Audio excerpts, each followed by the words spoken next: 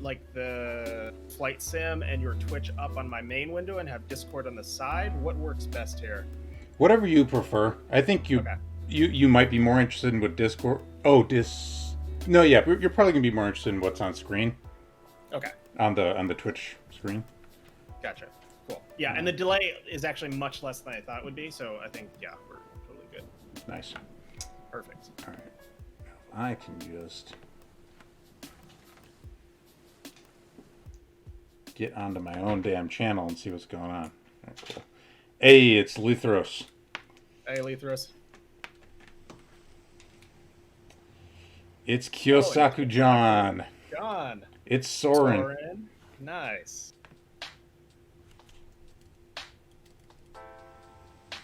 It sounds good. The balance is pretty good. It's this asshole. This asshole. That asshole. Welcome back, Eris. We had that one stream where we played Dark Souls and shit a while back, where you were good to have cheering me on. Was the full cavity search really necessary for boarding this virtual flight? Yeah, we left a few goodies in there too.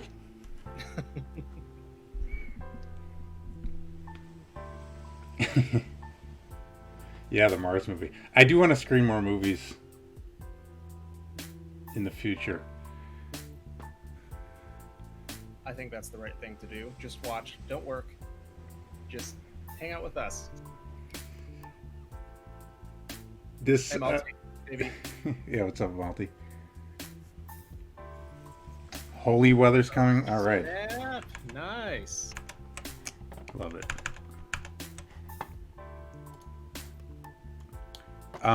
I think your audio's good. Do you know of a way to be a little louder? Yes. Let me. I think I can just up my output in Discord. Oh, okay. So my input is pretty loud, and then output just would. Am I changing volume at all while tweaking this? You seem the same. Test. Okay, yeah. That's just the audio that I hear. Okay. Let me see. I mean, I can just like literally get closer to the mic. That's an option too. I think it's not. Use your diaphragm to expel more air from your lungs when you speak. Just diaphragm speaking, yeah. Chat, you guys are the actual test here. My ability to understand the audio quality is very low because I'm hearing things and I can't do it. So you guys are the test. If it sounds shitty to you guys, it's going to sound shitty on YouTube. So yeah, let me check my. I might be able to. There might be another setting I can tweak here. I do think it's pretty good. It's just a little. Oh wait, hold on. Let me double check which audio output I'm actually using. Okay, yes, I'm using the mic, and then setting the properties, and the levels are up. And yeah, I think I'm maxed out. You'd have to tweak it on your end if it's too quiet, or I could just shout. Wait, no, I'm a fool. No. This is good. I'm a fool. I forgot I have a volume mixer. I actually literally have a volume mixer. Say something. Testing. I am riding a yellow rabbit down to the local watering hole, except no, I'm not, because I live in quarantine. Nice. Yeah, that was good. Yeah, I think it's a little bit. Perfect. I'm louder than. So what do people call you? I appreciate that. To Malty. They call me. Way is my real name. If you want to call me that. Safe space only. I prefer on Twitter you refer to me by handle or variation. Okay. Sad, saddle, sadal, salad, Sue, whatever. Honestly. Salad. Yeah, salad. I think I've seen people calling you Salad Sue. Yeah, that's because of my alt. Maybe I just need to stay very close to my mic. Okay, you're loud. There's got to be a way to do this. Okay, I'm just gonna really get comfortable with this mic here. Maybe there's a way for me to. There's got to be a thing I can do. We need some kind of thing that I can. The Discord sound is up. Is he shrinking or just getting further away? Well, okay, hold on. Let's just teching this out. So hold on. I've got Discord, and that user volume. I have you up on that. I have a sound mixer Mhm. where I'm making you louder. Are you guys trolling me?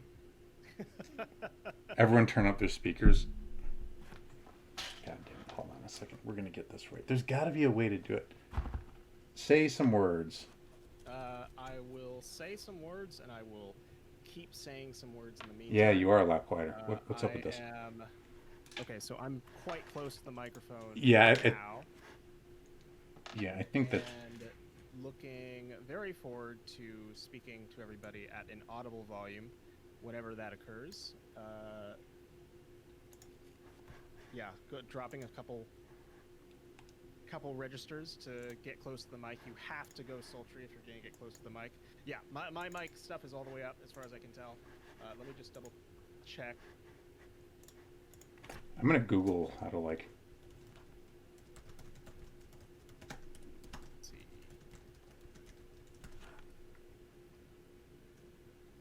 Maybe...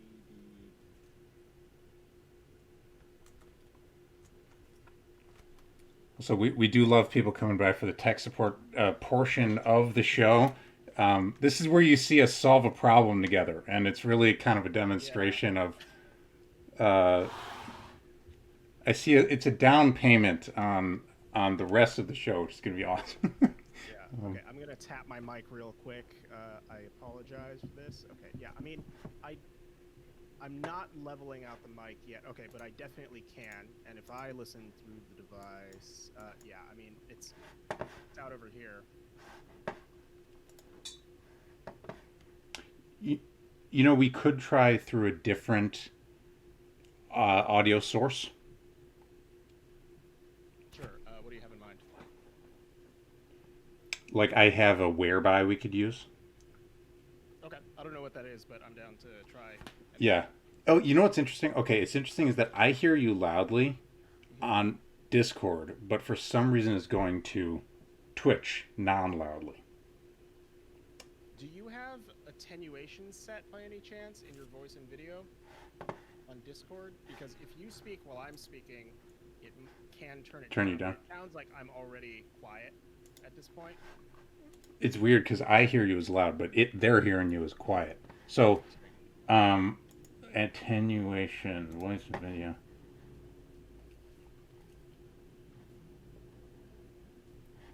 Noise reduction, I'll turn that off. I don't know. I'll just turn a bunch of the voice processing stuff off. Attenuation when others speak. But let's turn that off. Alright, turned off attenuation. Are you using OBS audio source to pipe from Discord? If so, is it... Yes, I am. In fact, wait, hold on. I'm a genius. We can actually do tech support. The way I do it is I show my whole screen. Yeah. All right, guys, let's work this out. so check it. So this is going to be really convoluted, but because we're appearing many times on the screen, this is exciting. So we've got desktop audio. And then my audio comes in on... It's this thing. Desktop. Okay, interesting. So it's almost like, do you have another volume mixer somewhere that is... There's controlling what gets... There's this VB audio, and I don't even know what that is. I could get rid of it. I don't know what that is. Should we get rid of it? I would assume that's one of your audio devices. But when I talk, it's mic and aux. When you talk, it's desktop.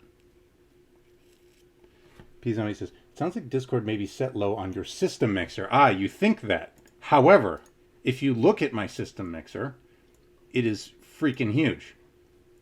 That should also... Oh, no, wait, I can... let's just actually do display. And I'll try to not show you guys all the porn that I have open constantly while I run the show. Display capture, add source, boom. So if you check out my... Look, it's way up. Oh, yeah. On the system mixer. Up, and if I speak into it... Oh, wait, look, there's two Discords. We solved it. Aha! We solved it. There's 2 discords. Why are there 2 discords? Okay, now I'm gonna speak a little bit more softly because I think I'm about to get super loud. Yeah. Most likely. Yes, there were 2 discords. All right. Dude, this type of shit, like, when this type of shit happens, I completely lose my faith in technology, and I'm like, it has no order. It has no function. It doesn't work at all. And then it comes back. I'm like, there was a reason. They're saying up a little bit louder. You might want to boost it even more. Yeah. Say more stuff. Okay. So saying more things right now so that y'all can hear me. The test 1-2 is not actually a great phrase to say. You want a phrase that has a variety of many different syllables and sequences of sounds. Saying almost there, 20% louder. Eris is posting lots of question marks. That is a good question. Eris is changing color in the on-screen chat, but not in the chat. It's pretty interesting. Give a monologue from Waiting for Godot. I've never actually seen Waiting for Godot. Wait. And for the record, I have done a little bit of like on stage, improv, performance, etc. So like I'm comfortable just ad-libbing for literally nothing. So long as you don't care what exactly I'm saying, right. I can do it forever. Okay. Okay, so wait, chat, you guys can hear this in a good amount.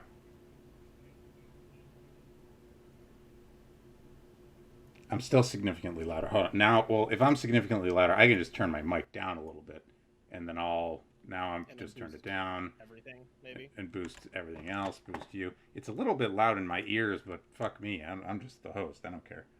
All right, guys, I did put my audio down. I think okay. So now I'm going to say some more stuff. I'm also going to move this a little bit farther away from me because it's a little bit aggressive right now. And sorry, I'm making lots of microphone moving noises and whatnot.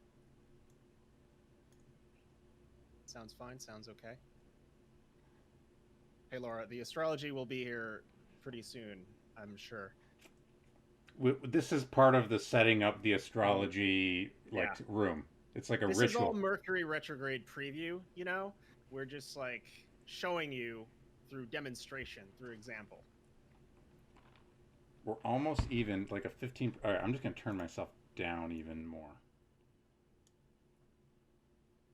Blah, blah, blah. Okay, I put myself down. Keep it coming. Keep the audio tips coming because I might as well. Yeah, all right. Oh, audio. From the chat, yeah. What would be the astrological consequences of blowing up Venus? I think about that a lot, and I think that we'll probably need to get around to some of the higher level or lower level conversations about like what astrology, why astrology, before we can tackle that question. But that is a very good question. So why don't we do this? Why don't we pick a destination? Yeah, let's do it. To fly, and then we'll get into all that. So heck yeah. Have you had any thoughts about where in the world you would like to go? Oh man, I didn't even think about it. I feel like I should choose somewhere fancy and exotic, but honestly, I'd just like to fly to Poland right now to be with my spouse. So if there's some nice sights we can see over there or some stops, etc. I bet there are. Let's find Poland. Yeah, it's a little bit more, lower to the left, I think. Well, just type it in. That's probably much better. Poland.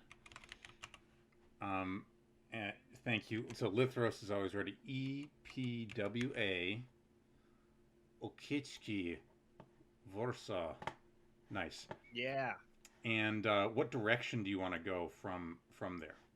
Ooh. I mean, if we can start from anywhere, it'd be kind of cool to start from like Japan or something like that, just so we can get over. I've seen a lot of the top of the U.S.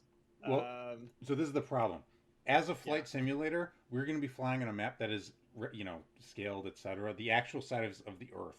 So if we fly from the U.S., it actually will take 11 hours or whatever. Okay. Maybe England or something. What takes a couple hours or whatever? I don't know. Here, let's pick. What is? How about like Dusseldorf? Just to see. It'll tell us. Okay, perfect. Dusseldorf is 2 hours. That's chill. Yeah. All right, let's go south over the Carpathians. Fly to the moon, fly to Crimea. What do you think, Dusseldorf or Belgrade? Where's Belgrade? Is south. Okay. I kind of like the look of that mountain range over there, or whatever's going on with the clouds, I guess. Yeah, why not? Let's do Belgrade. All right, cool. And Lithros gets the plus one, too. Carpathians. Okay, hold on. And also, now that we've fiddled with everything else, my music is quiet, but that'll be a little music. Okay, let's do it. Oh yeah, wait. We got to pick a plane. Ooh, nice. And the options are, so people like to choose the little cute planes. However, they're very slow and bad. Mm-hmm. There are some jets which are kind of classy and good, and there are huge 747 type planes. There's a fighter jet DLC that I got. Ooh, nice. Any preferences? Well, is there anything that you've been hoping, like, oh man, I really hope that they pick this one, or whatever? You know, like if you got the fighter jet one and you want to rock that, let's do it. I like the fighter jet. Okay, let's do it. I like the fighter jet. All right, cool. Blue or red?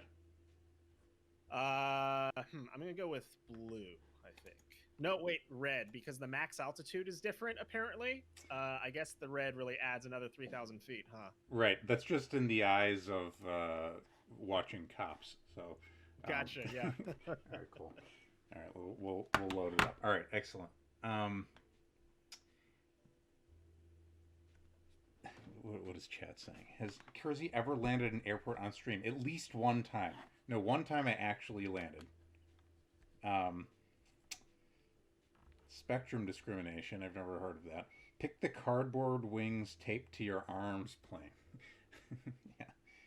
I wish there were more really weird options, but that's potentially mod territory. Salad Sue. Wait, why can't I hear you? Oh no. Oh no, we have another audio problem. Wait, say something. Oh no, oh shit. Oh shit. All right, hold on. Now you're literally completely inaudible. Yeah.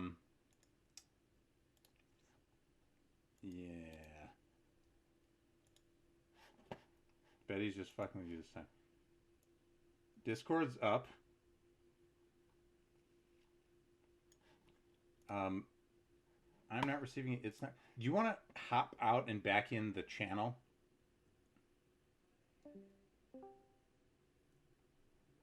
Say something. Not hearing anything.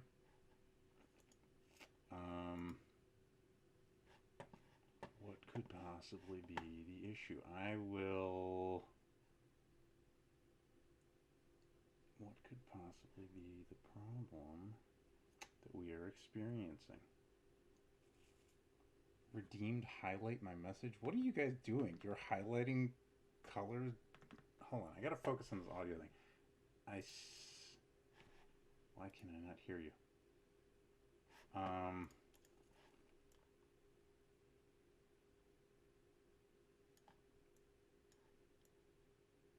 Discord's up. I'm gonna quit and come back to a Discord. Try that again. It is kind of cool. Okay, you guys can hear me, yeah? Apparently, yes. Hey, dude. This is weird. I see your light appearing from your talking, but I'm not hearing you. When did that start? It started like... God, something's fucking with my shit here. I'm just going to close everything that's not relevant.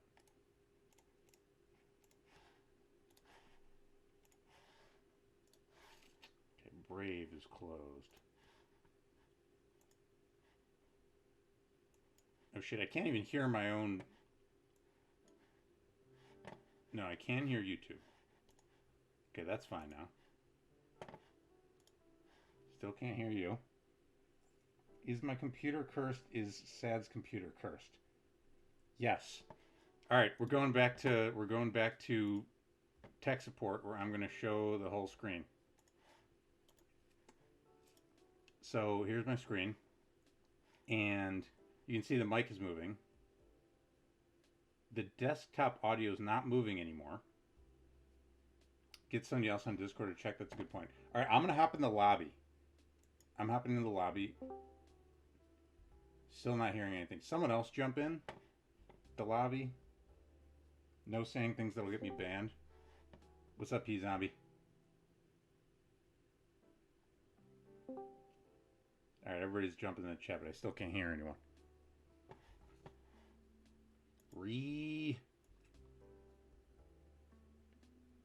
Yeah, okay, so here's the system tray thing. You guys can see my system tray thing. I'm going to show you the whole damn system tray. This is it. This is the whole tray.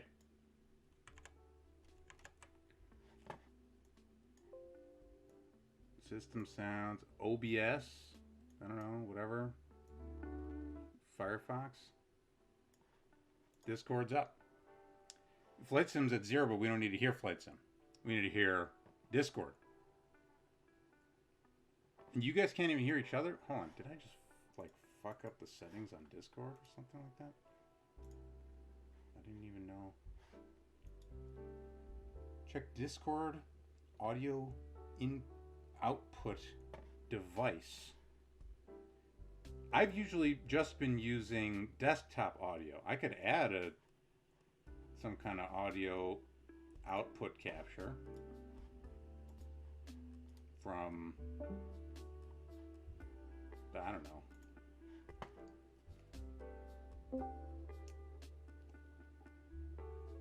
Now it doesn't seem like a bad time for it. You know what? Should I literally just restart next to the mute button? What are you saying? In Discord, which you guys can now see. Bottom left, yeah. Settings.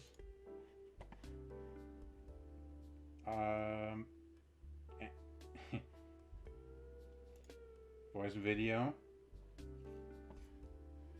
Oh, output device. If you're in Discord with me right now, keep saying shit. Tonight. Blah blah. Testing mine. No, mine works fine. You know, just saying. There words, you are. Hey, yo, you're on. Going. I hear you. You can hear me. Now I hear you. Hey, how's it going? Fantastic. It's been an absolute pleasure to help you out, and I'm going to hop out of the channel. Thanks for coming by, dude. Thanks for calling in. Thanks for calling in, too. First-time caller, long-time listener. Love you very much. I'll be on later tonight. Y'all have a good time. Excellent. Peace, man. Bye. All right. Now we just got to get the Discord video back. We're so close, guys. We're so close. Pizza. Thank Lithros. You're the Hello. the Testing. Hey, dude. Hey. You're Can you hear back. me? Yeah, let's get in Okay. let's get in the on-air channel. All right. And then throw on your video if you want. Excellent. Okay. Oh, is it not on? It should. Oh, I see. I have to hit it over here, and We're in, dude. boom. We're in. Awesome. All right, everybody. It's happening. Let's get in the fucking air. All right. Yes. Beautiful. Now I am psyched. Here, so we're passing by the Palace of Culture and Science. We got a Villanova Palace, we can visit, and Oh, nice. we're lifting off from Poland. Very good. Very good. Nice and smooth. Thank you, Hong. We do what we can. Let's bring up those wheels. Nice.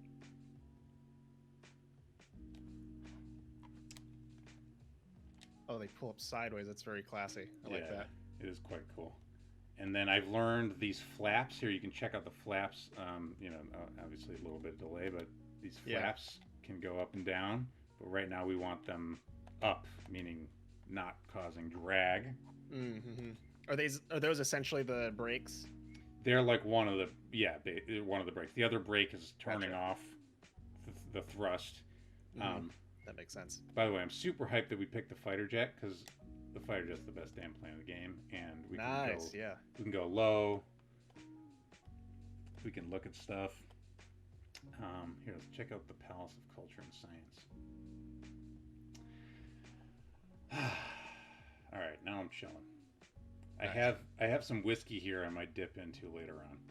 Perfect. I actually thought we might, and I brought some of my own. This is one of my favorites that we got here, Centauri Toku. Oh, yeah. Yeah, I've had that one.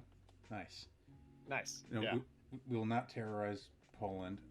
Here, let's look at the Palace of Culture and Science is coming out. Hey, it looks pretty cool. Oh, wow. Oh, I did bad with my camera, but sweet. Ooh, yeah, just clip that thing. Yeah. All right, and then we were gonna go south, so I'll just cruise around here a little bit. Your wife's in Poland, was what you were saying? Yeah. Got it. Yeah, they're in Poland, and it's kind of funny because Raz and her family are actually very big into planes because they live right near the airport. And so there's always planes going over. They're talking about, flight radar, and their dad is really into astronomy and planes. And whenever there's like a really big one that's going to come by, they talk about it and they look it up. It's pretty fun. Nice. So it's very fitting that we're flying through their airspace right now. Do you speak any Polish? No. So I've learned a couple basic words, but mostly I combine words randomly with dupa, which is butt, because it makes Raz laugh. Yeah. Because it doesn't make any grammatical sense. Like, you can't just shove words together in Polish like you can in English. You have to conjugate everything. Right. But I say it very confidently, and that tends to that tends to work for them. Yeah, I'm in Chicago at the moment, and there's a lot of Polish people here. Interesting. Yeah, we celebrate, Illinoisans celebrate Kazimierz Pulaski Day, which is probably more well known to people from the song by Sufjan Stevens. Oh, okay, gotcha. He's also from the Midwest, but Kazimierz Pulaski's like a Revolutionary War, like, Polish guy who helped out America.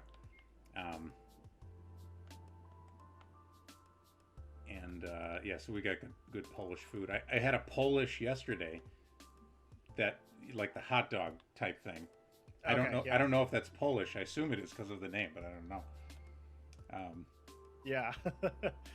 I got to experience a traditional Polish Christmas over there, and they have a couple different traditions, one of which is you're supposed to have at least 13 different types of dishes at the meal. Otherwise, it's not like a real Christmas dinner. Oh, wow. They emphasize the Christmas Eve much more, but then they have 2 days of Christmas of, like, eating and gift giving on the actual Christmas day, and then the day after that is kind of like the epilogue.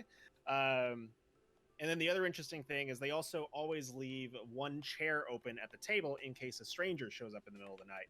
You're supposed to, welcome them in and give them hospitality and offer them a seat at the table. Although, they joke that it doesn't really tend to happen very much nowadays, especially not if you live in the second floor of an apartment. And if two strangers show up, I guess you just have to have them share the same chair. I don't know. I guess it depends if you have extra chairs. Right.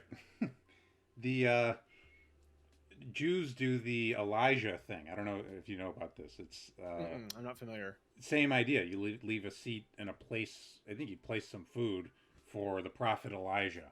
Okay. Yes.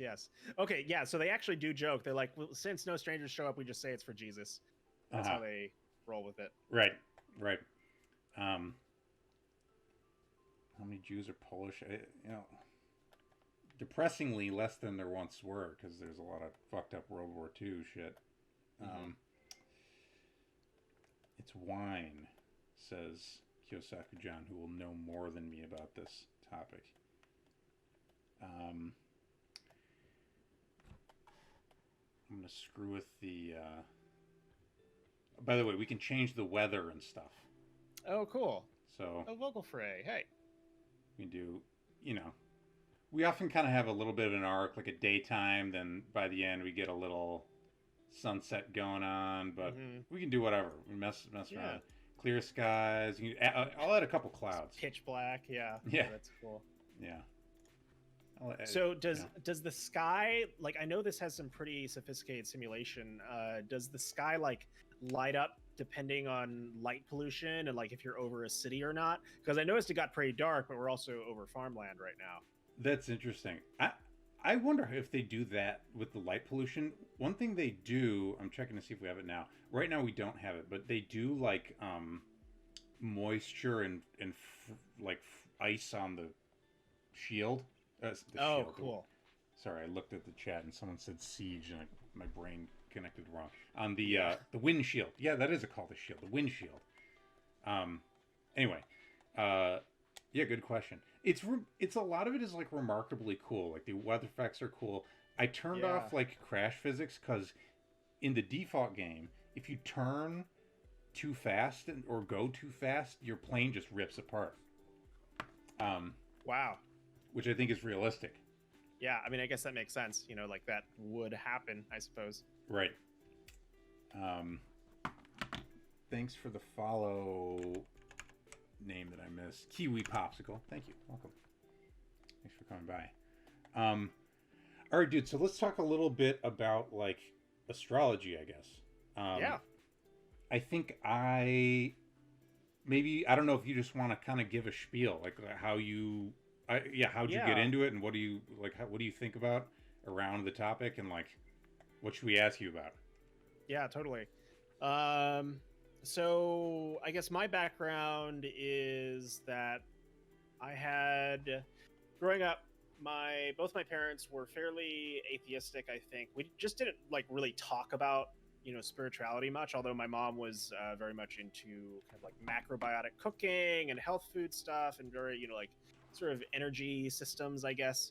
But then growing up, I never really bought into it or believed it too much, besides obviously good food. And my father was a Chinese immigrant, and so my mother ended up learning about feng shui and Chinese macrobiotics. I believe it's originally Japanese, but she got into the Chinese side of things there, and then also Chinese astrology, although that was later in my life. And I kind of like always poo-pooed it. I ended up going to a liberal arts school. Well, not a liberal arts school, a like full-on art school, studying film and video.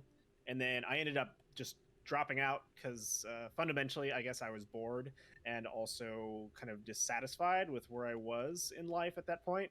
And got into tech because I was lucky enough to, have a computer growing up. I was a big nerd. And then I entered a career in programming, mostly doing front-end development for a number of years. And so I always kind of had like this distant background of, hey, my mother does this weird spooky stuff, which I kind of like, low-key judge her for, and don't think much of. Although I did have a set of tarot cards, so I was like a little bit connected to some of these practices, although I only like really did them in high school. And I actually got very into esoterics and Western occultism in high school, but then put it all away before college because I guess I just didn't want to be wrong, or like it was too weird or too out there, and I just didn't want to feel stupid or look stupid or tell people my beliefs and have them laugh at me, I guess, because I was like 16 or whatever. Right. And then being an adult working professionally, I actually came across the phenomenon of Tumblr witches. I think like, Vice or Salon or somebody like that did an article on them. And essentially, if you're not familiar with Tumblr witches, they are witches who usually very young, like millennials back at the time who would essentially tweet or retweet these large emoji sigils. And there's actually like an emoji sigil bot on Twitter now, but back then it was pretty novel, where they would be like, okay, this is the intention of this Tumblr post. If you repost it, retumble it, whatever, reblog it, then you'll get the outcome, right? Or you'll get the, you're casting the spell, essentially. And I thought this was really weird, and something about it caught my eye, especially because this phenomenon was like so widespread. And I started looking at more research of like people who are actually writing about the phenomenon, and not just, Tumblr witches, but also like real witches and people who are doing magical practices and things like that. And because I had this sentiment, which was basically like, one, there's no way that this many people are all doing this weird thing, which is impossible and stupid, just to fool me, And so there's only two things that are out of it. Either one, it works, and hell yeah, or two, it doesn't work, but they're getting something so significant out of it, it's worth looking like a complete, like, crazy idiot to the rest of the world. And I wanted to know what that was. So I basically started exploring it, mostly through the lens of tarot. And I was doing tarot readings and keeping a journal, so I would reflect on like what would happen in the tarot readings versus, what is supposed to be for the traditional meanings, and then what would happen that day. Ended up like predicting a lot of things over and over and over. And sort of the more you record and the more you mess with these things, the weirder it gets. So I was like, all right, well, I know that tarot actually traditionally has correspondences to astrological meanings. Like, strength, for instance, is a woman taming a lion. It's associated with Leo and the sun, for instance. And there's a bunch of them, but I decided, okay, whatever. I'm going to learn the basics of the planets. I am going to get into just the bare minimum I need to know about astrology, because clearly that's bullshit. What about the 13th constellation? What about the precession of the equinoxes? What about science and astronomy and all those other things? And I got a couple books on it, because that's usually how I learn. And, I just like buy like 3 books and just kind of like devour them. And then I started comparing it to my own natal chart and getting in touch with what the actual meanings were. And I was just blown away. I was like, why? Like, why does this work? How does this work? Right. What is the, what's going on here, essentially? And that kind of just ended up being this rabbit hole for me to fall down. And, naturally being a programmer and sort of more of a scientifically minded person, I was like, okay, well, I have computation power. I can actually write code to work with this, and I can turn it into something. So one of my first projects actually was a project to combine the... So I was also looking into, synastry, because I was like in my 20s and desperate for love and relationships and stuff like that. And synastry is the term for compatibility astrology. And so I realized that there's actually pretty clear rules when it comes to synastry. Like, reading an entire natal chart for a single person is pretty complicated, and is also very much due to the interpretation of that person and how well they know themselves. And so but when I was doing synastry, I would do it for my friends who are couples. And the crazy thing is, I could immediately point out key dynamics of their relationships, or like key dynamics that would, bring them joy, but also bring a lot of tension, because they show up right there.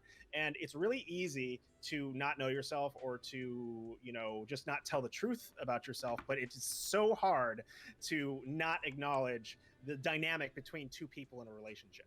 And it's always super, super, super loud. So I was like, okay, I'm going to build an algorithm that can quantify these aspects and these configurations, and then turn them into a huge scored dating site or something like that.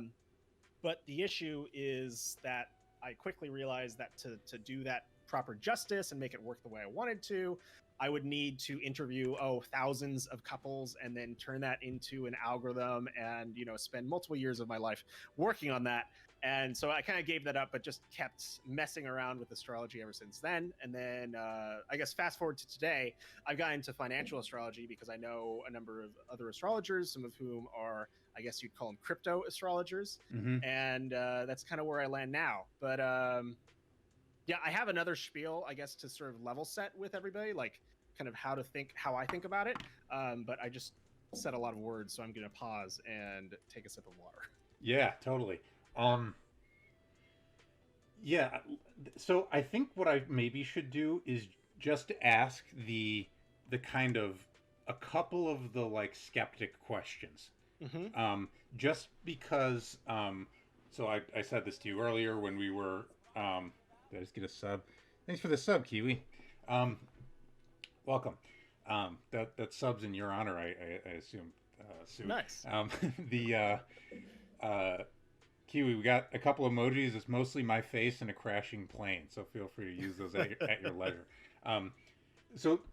Anyway, so I mentioned this on our earlier call, but my own, just for kind of setting the frame here, my own angle on a bunch of this very broad category. It's like there's this very, very broad category of things that scientific materialists don't like, and the I once was a materialist in my endorsement. I think you said to me that you did something like same for you, basically. Yeah. And then there's this question of how do you reconcile that, and like what do you say to that, that person, your past self, even when they say, for example, like it's just cold reading. James Randi showed that blah blah blah. You know what I'm saying? So I'm kind of just curious for that kind of your reaction on that sort of category of thing. Yeah, absolutely. So there's many things I could say to that, and I'll probably say a lot of them. Just because you mentioned it last, the first thing I'll say, because many people pull him out of their pocket, James Randi is pretty much a fraud himself, who has gone way out of his way to stress test conditions and to make them actively hostile. And he's also like been involved in some shady business dealings and some other stuff like that. Y'all should definitely look up because that's, maybe that influences your opinion of his foundation. But overall, the way I interpret astrology is that the proof is out there if you go look for it and you keep an open mind and apply yourself to it with a plenty of dose of skepticism to it. Because the thing about it is that astrology is very hard to study statistically. It's inherent to the nature of the thing, and we can get into more reasons why that is. But I can tell you that the more you look at it and the more you look at people, like for me, it's not cold reading. Like I can tell you about the type of life somebody has likely lived just through looking at the stars and the traditional significations. Like it's a party trick for me at this point. And I can like detail in on some pretty specific things that like should not be cold reading, or, don't require me to elicit a, feedback or look at their face or something like that. Like normally I'm not even looking at the person. I'm just like staring at the chart and just rattling off facts and figures and things like that. So it is kind of this world which you have to sort of put your first toe step into in order to like even begin to get anything out of it. But what I will say is that astrology and any other woo system should not invalidate, contradict, or explain away any physical system or any sort of like science or physics or statistical studies or anything like that.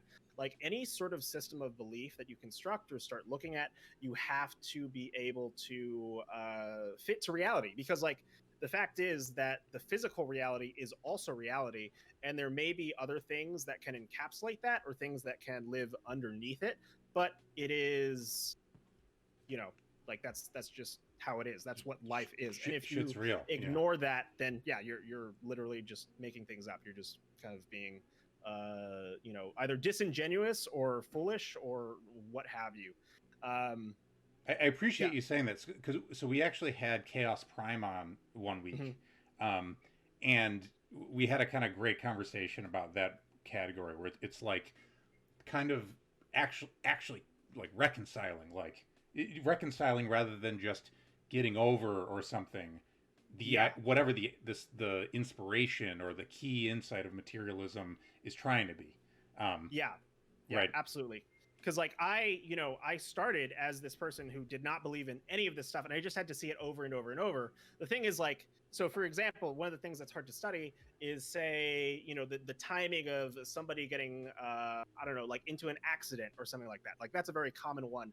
But the issue is that there's many different significations for accidents and many different like flavors of accidents, and it's not really ethical to study per se. You also need to have really specific birth chart information to find out like when exactly that person was born, where they were born, etc. Because some of these events can be very, very specific. So that isn't to say that you cannot do this sort of study, just that for the most part, a lot of the funding that's available to scientific foundations and the like are not accessible to astrologers because the scientific mainstream does not take it seriously at all. Like if you look on any like debunking of why astrology is fake, they'll tell you basically two things. One is the precession of the equinox, and two is the 13th constellation Ophiuchus. And so the precession of the sorry to interrupt you. I think I played not D&D, some other system. I had a character named Ophiuchus, which I think is Ophiuchus. Yeah. So I don't. Sorry, that just jumped into my mind. Please continue. But it's interesting because there's something to me that sounds similar about this to like when people argue with the Bible or argue with the idea of God based on inconsistencies in the Bible, where anyway, there's something that seems deeply confused to me about that approach. And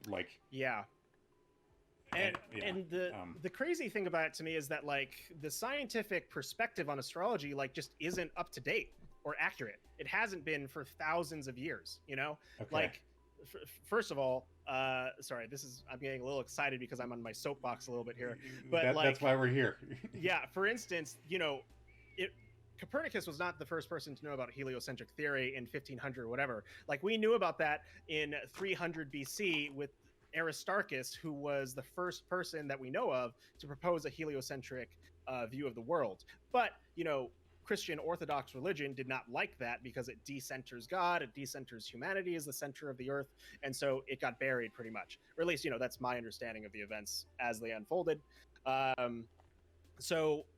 one of the key ideas that they use is this idea of the precession of the equinoxes. So there's this idea of the zodiac, right? Well, sorry, let me back up, start with Ophiuchus. So the constellations in the zodiac are a 30-degree division of the sky, which is 360 degrees all around us, into individual signs. And the signs are named after the rough locations of the constellations at the time the zodiac was devised, but they do not map to the actual stars or to the zodiac themselves. And so instead, they are anchored to the points of the vernal equinox and so both equinoxes and the solstices, and those are your cardinal signs: Aries, Cancer, Libra, and Capricorn. So they're more like seasonal based. Although they're not tied to the seasons either. That's just how they decided to anchor the signs, so that when you're talking about a certain degree of the sky with in relation to the Earth, that's how you know, this is at 13 degrees Taurus, that's this point in the sky, et cetera, et cetera. So the issue is that with that is if you tie the sky, or if you tie the zodiac to a certain part of the sky, then the Earth's obliquity, the way it rotates, if that's the right term, but basically it wobbles on its axis, right, as it turns and rotates. And this causes a gradual slowing of the pace of the Earth, such that the constellations slip around us by 1 degree every 72 years. You give that about 2,000 to 3,000 years or so, and you have a difference of like, I think it's something like 24 degrees or more at this point, maybe 28. I forget when exactly it was anchored, but essentially the type of zodiac that's anchored to the actual physical location of the stars is called sidereal zodiac. And that has existed as long as astrology has existed. So there's actually two types of zodiacs. The modern zodiac I shouldn't say modern, but the most frequently practiced modern zodiac nowadays is actually called tropical, because it's based on these equinox systems. And so it is anchored and has been for literally thousands of years. So when scientists are like, oh, but what about precession of the equinox? One, we've known about that for literally millennia. That is sidereal astrology. And number two, we don't even use that. Like, we don't care about it because it's anchored to the relative rotation of the Earth, essentially. So like, and when you talk about Ophiuchus, you know, there's no 13th zodiac because it's just an arbitrary, more or less division by 30 degrees. And we just kind of picked whichever names were there. And it's honestly unfortunate that you chose that astrologers chose the names that they did, but also logical because, you know, thousands of years later, we have to deal with Neil deGrasse Tyson, who did a tweet which like exploded astrology Twitter because he's like, blah, blah, blah, blah, precession. And everyone's like, dude, that you are so behind the times. Like, you're not even up to date. So like, that is generally a pretty good representation of what mainstream science or how mainstream science treats astrology. Like, they don't even know the basics of the system. Like, they have no idea how it's practiced or how it's valued or how it's thought about, or the fact that it has like literally, you know, millennia of very, very technical astronomical calculation involved in all of it. But yeah, so like that's where I would start. Sorry, soapbox. Yeah, no. For a sec. Yeah, it's just an interesting thing because it's like part of the, and again, I'm going to compare it to religion because it's something I think about a bunch, is you'll meet atheistic type people, and they're very sure of their view, and they'll kind of sneer at how those stupid religious folks don't even believe in evolution. And it's true that there are some people out there who are religious and don't believe in evolution. But then, as I understand it, and I'm not an expert, but as I understand it, it's like if you talk to people in the Catholic Church who have been debating this stuff for a very long time, they do believe in evolution. They're just like, yes. And it's there's something like a kind of like talking past each other, or like, especially I think because of the whole what do you call it? You know, teach the controversy or whatever, evolution, creationism thing was like that was like the major culture war shit when I was a kid, you know, when we were kids, right? And it just, when you sort of grow up in that, and you're just like, oh yeah, like let's like pick the smart one, obviously science or something like that, and then you don't learn that it's just the morons on both sides fighting each other, right? It's not even the best and most interesting forms of atheism either, you know. So yeah, absolutely, whole thing. And so then, okay, so and we can get back into that sort of the like how to interpret the results, or how real is it. Like, we feel free to throw some of that out there if we run into it. But yeah, totally. I guess the maybe had a good comment in here that I just want to highlight. She said, if you only have a subjective take, you can con yourself into believing bullshit. But if you only have an objective take, you can con yourself into believing things are bullshit that are not bullshit and are actually incredibly powerful and potentially important to you. Yeah. And so I agree with that. I mean, there's sort of like a degree of like writing the subjective out of absolutely life. And I mean, part of the reason that I talk about, you know, my experiences coming around to this is because there is such a culture of, you know, you got to be one of the good like rationalists or good scientific thinkers or atheists or whatever, right? Like, if you even entertain something, people will, you know, cast you out or side-eye you or whatever. It has become so polarized in public discourse that it is now sort of like forbidden fruit. And to the point as well that like you can't eat, like, if you talk to somebody who is strongly against astrology, you 99.9% of the time, I'd say 100%, because I've never encountered somebody who actually knew anything about astrology who was completely denigrating it, you know? Right. Like, that is frequently what will happen, like with your example with, you know, Catholic fundamentalist, you know, 6,000-year-old Earth beliefs. Like, yeah, people believe that, but it's not the majority at all. Or the most sophisticated. I mean, that's part exactly. of the thing.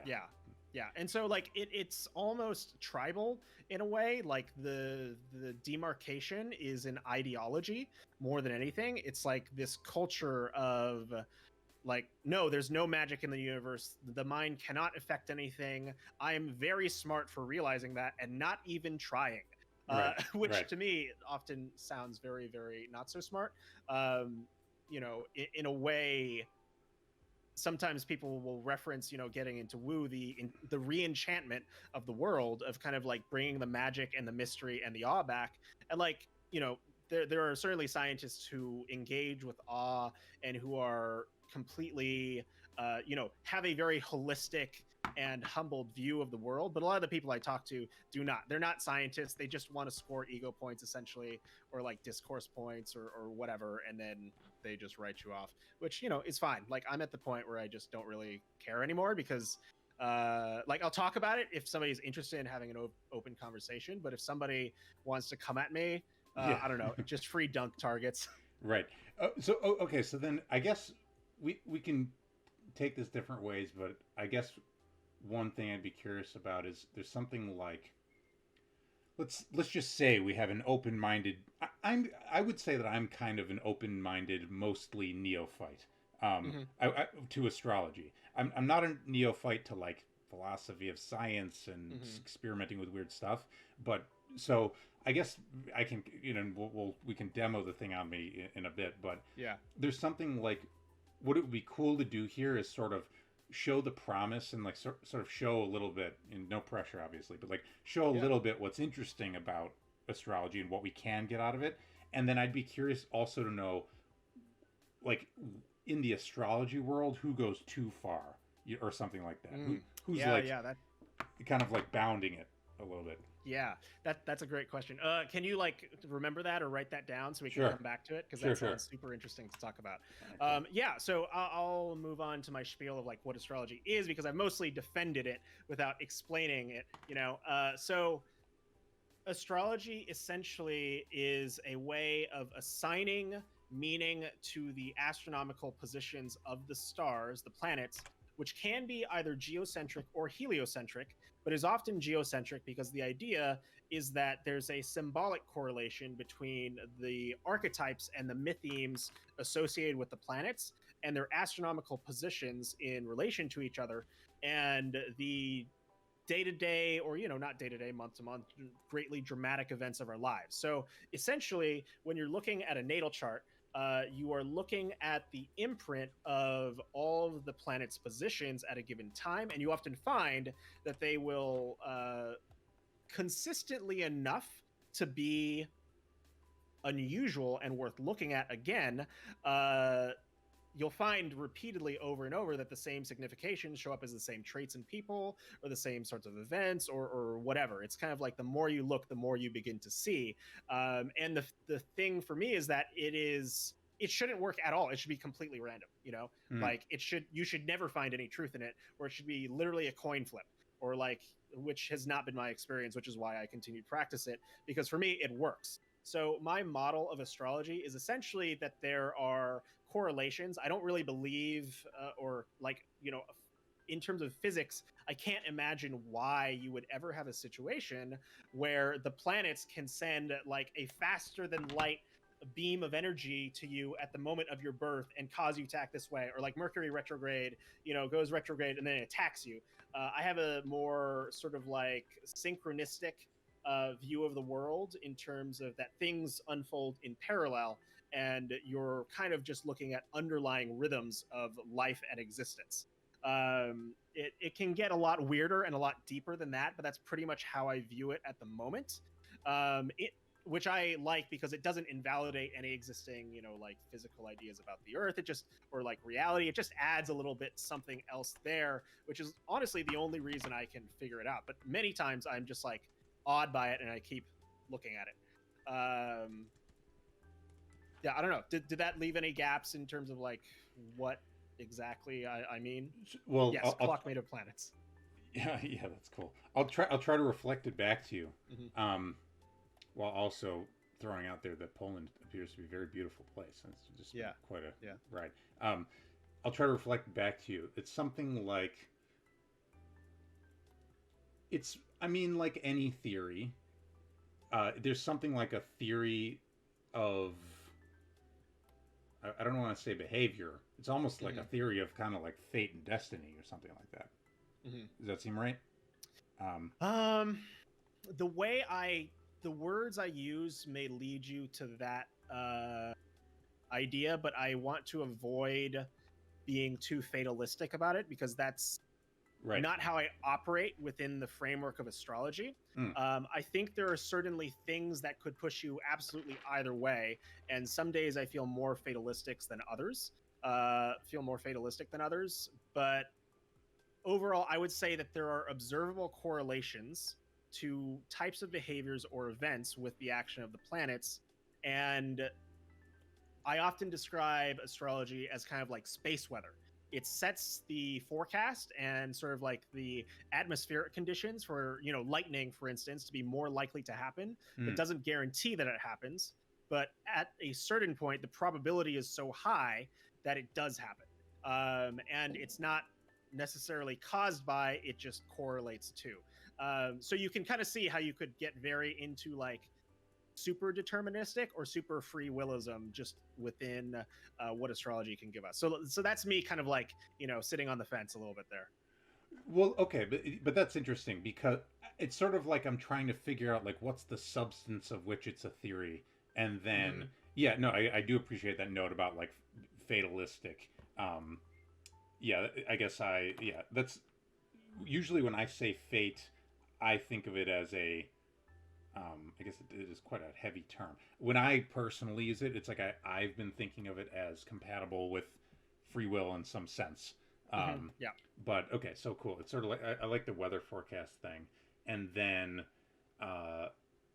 basically what you're saying is your experience with it is you check it and something's predictive. It's helpful, right? And that's the kind of key thing. It works, and that's ultimately how I approach astrology. I'm a utilitarian, which is why I've gravitated more and more towards, financial astrology, because that's something I can use to predict markets and potentially make money off of, versus natal astrology, which is fascinating and very, very deep, but ultimately it's very wiggly and very, very subjective. And ultimately you're working with a corpus of information and knowledge that already exists externally to yourself, but with things like, events, mundane astrology, or things that happen to people, you can really like hone in on it and be like, okay, this worked. It correlated. It showed up. It was all there. And so, you write that down and you're like, okay, maybe that'll happen again next time, is kind of my personal approach. So like, for me, observation and experience comes first. All the theory and the ideas around it have come as a result of what I've observed, because I think it's irresponsible to do it any other way, honestly. Like, just to comment a little bit on what you said about people going too far, like people often just make up, they'll just make shit up. They'll be like, oh, I think this is the case because I saw it with this one person. I have this theory, so now I'm going to proclaim it on Twitter or to the world or whatever. So there's something like the crappy astrology is like a low data lookup table where you just say like, oh, well, you're a Taurus, so like whatever. Yeah, exactly. And then the more, the better version, it's sort of sounds like something like routinely making observations and predictions and using the framework around that, all that data. Yeah. I mean, I'd honestly say it's mostly a matter of how you. It's your heuristic for how you derive meaning from what you're looking at. Like, the lowest common denominator is here's your sun sign, here's how your day is going to be, here's a horoscope, which can't possibly be accurate because, there's billions of people theoretically within or statistically, who are 1/12 of the entire population. They're not all going to have the same day. So like that's the lower version. And then the deeper, more complex version, because like you can totally go super deep, super technical, and just go off the walls with it and just make shit up from it as well. Just the way I like to approach it and the way I respect the most is I saw a thing happen, I proposed a correlation, I observed it again, or I didn't observe it again ad infinitum, and then you build a database of knowledge. Got it. I noticed, by the way, just now that I was following this dot in the sky, and this seems oddly suited to our endeavor. I don't know if anyone can see it or if it's not showing up. Oh yeah. That is that a star? Or is that another plane? It looks like it's moving. I think it's probably a plane. I just saw it and I'm like, what is that? I'm trying to follow this dot. It's right by my mouse. Yeah. I think it's a plane. I'm pretty sure it's a plane. I was just like, I better follow that. Go towards Bethlehem. Bro, we're in Poland. Where the oh yeah, I see that. I got what you said there. Cool. I guess we can take it in any direction you want. I mean, I feel like we got a million things. Let's jump into. I mean, I think the main event that people are probably wanting to see at this point is like a chart, right? Like, let's do it. Yeah. Yeah. So if you want, we can pull it up. I've got a little mini spiel just to explain some of this stuff as well. So I'll start there. But give me a second just to set up the thing and opinions about that story. How do you want to interface with questions from the chat? Because I've been seeing some come in, but we've also been actively talking. So I'm just whatever's good. I mean, if we, I like to hit some of them as we go, so we can. Yeah, totally. But we just keep an eye on it. And by the way, chat, if we miss a question, you really want to ask the question, just ask the question again, or feel free to ask it on audio. So there's instructions for call-ins, but it would be cool to do some call-ins at some point if people are feeling it. If people want to, I don't know whether I should offer you to make reads on them or whatever, but yeah. I mean, that could take up a lot of time. I think I'll just do it for you. And I also will take the moment to, if you like the readings after this done, you can purchase a reading from me as well. So I'll take a moment to plug that. Yes. Look on my Twitter bio. Okay, so can you see? You cannot yet. Okay, 1 second. And yes, all right, cool. By the way, chat, we are hyping Saddle Sood's astrology business, so I'll link that. I'll link that later in the YouTube and some stuff. Awesome. All right, so I'm gonna move you. I'm gonna make this big. Okay. Awesome. And so chat, keep me. I don't know exactly how to do this. I might kind of block the plane, but we're looking beyond the plane right now into like my future. So, I think. Oh, maybe this is the move. I'm going to put me in the corner and then put you under the chat, maybe? Is this too small? I don't know how. I got a couple ideas. So it looks like the top is cut off, but that might be me. Let me just double check. No, you've got the top cut off a little bit, but I can move my view. So let me know. Down. Ideally, I'll leave it kind of like this, but I can't fuck with it if that would be... Okay. Of use. I think this is good. All right, guys, we got this is our astrology cam. This is awesome. Okay, so I'm actually going to show a couple different. So I'm going to start here, and then I'm going to show y'all something else real quick just to demonstrate. So this is Michael Kersey's natal chart. This is what the sky looks like at the time of his birth.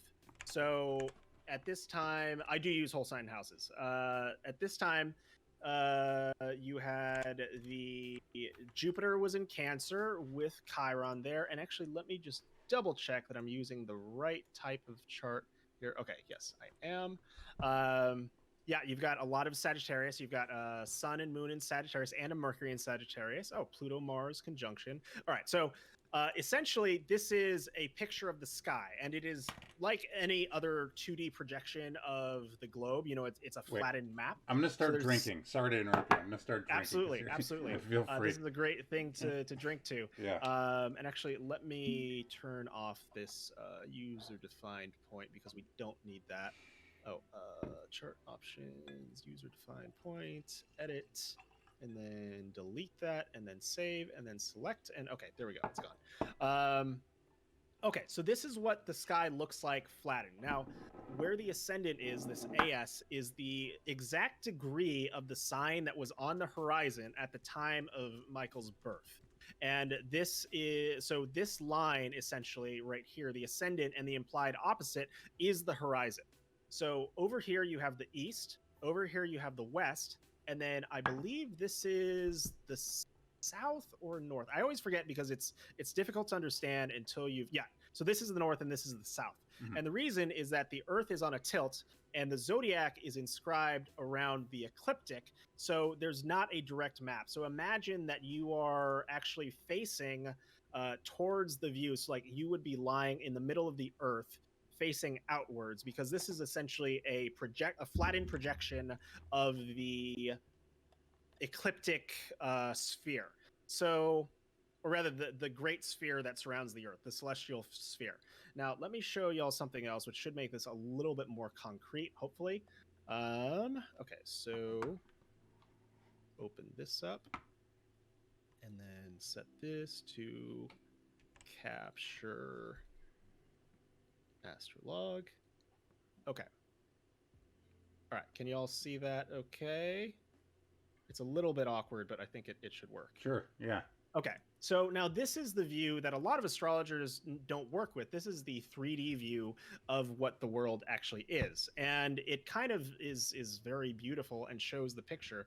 So this is Astrolog, by the way. It's free software for Windows. It's existed since like the 90s, and you can tell, but it's still really useful for this view in particular. This is cool as fuck. I love how that looks. Just visually, I love how it looks, yeah. Yeah, it's beautiful. And so this right here is essentially you. And then the equator is, where's the equator? The equator is this purple line right here. And then the ecliptic is what's inscribed around this line, I believe, because most of the planets are on it, and that's where you see these degrees around. So essentially, really the zodiac is right around here, and it's inscribed around this blue line that we see going around. And you can also see kind of like the top of the zodiac defined right there. So this is actually the very bottom of the zodiac if we're looking at it. So let me, I'm just going to do a display capture because I think that'll make it easier to understand. So when we're talking about the East, what we're really talking about.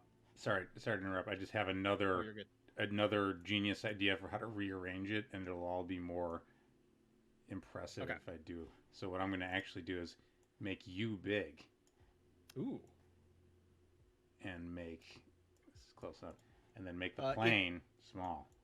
Eris, it does make a difference to that the ecliptic is tilted. So based on the rotation of the Earth, as well as your latitudinal or longitudinal location of your birth, it will change what these lines look like. Well, depending on your house system. So there's different ways to divide the sky. And this is some of the astronomical calculations I'm talking about, where whole signs is a more traditional method from the old like even before medieval, the Hellenistic era, where each house is 30 degrees exactly.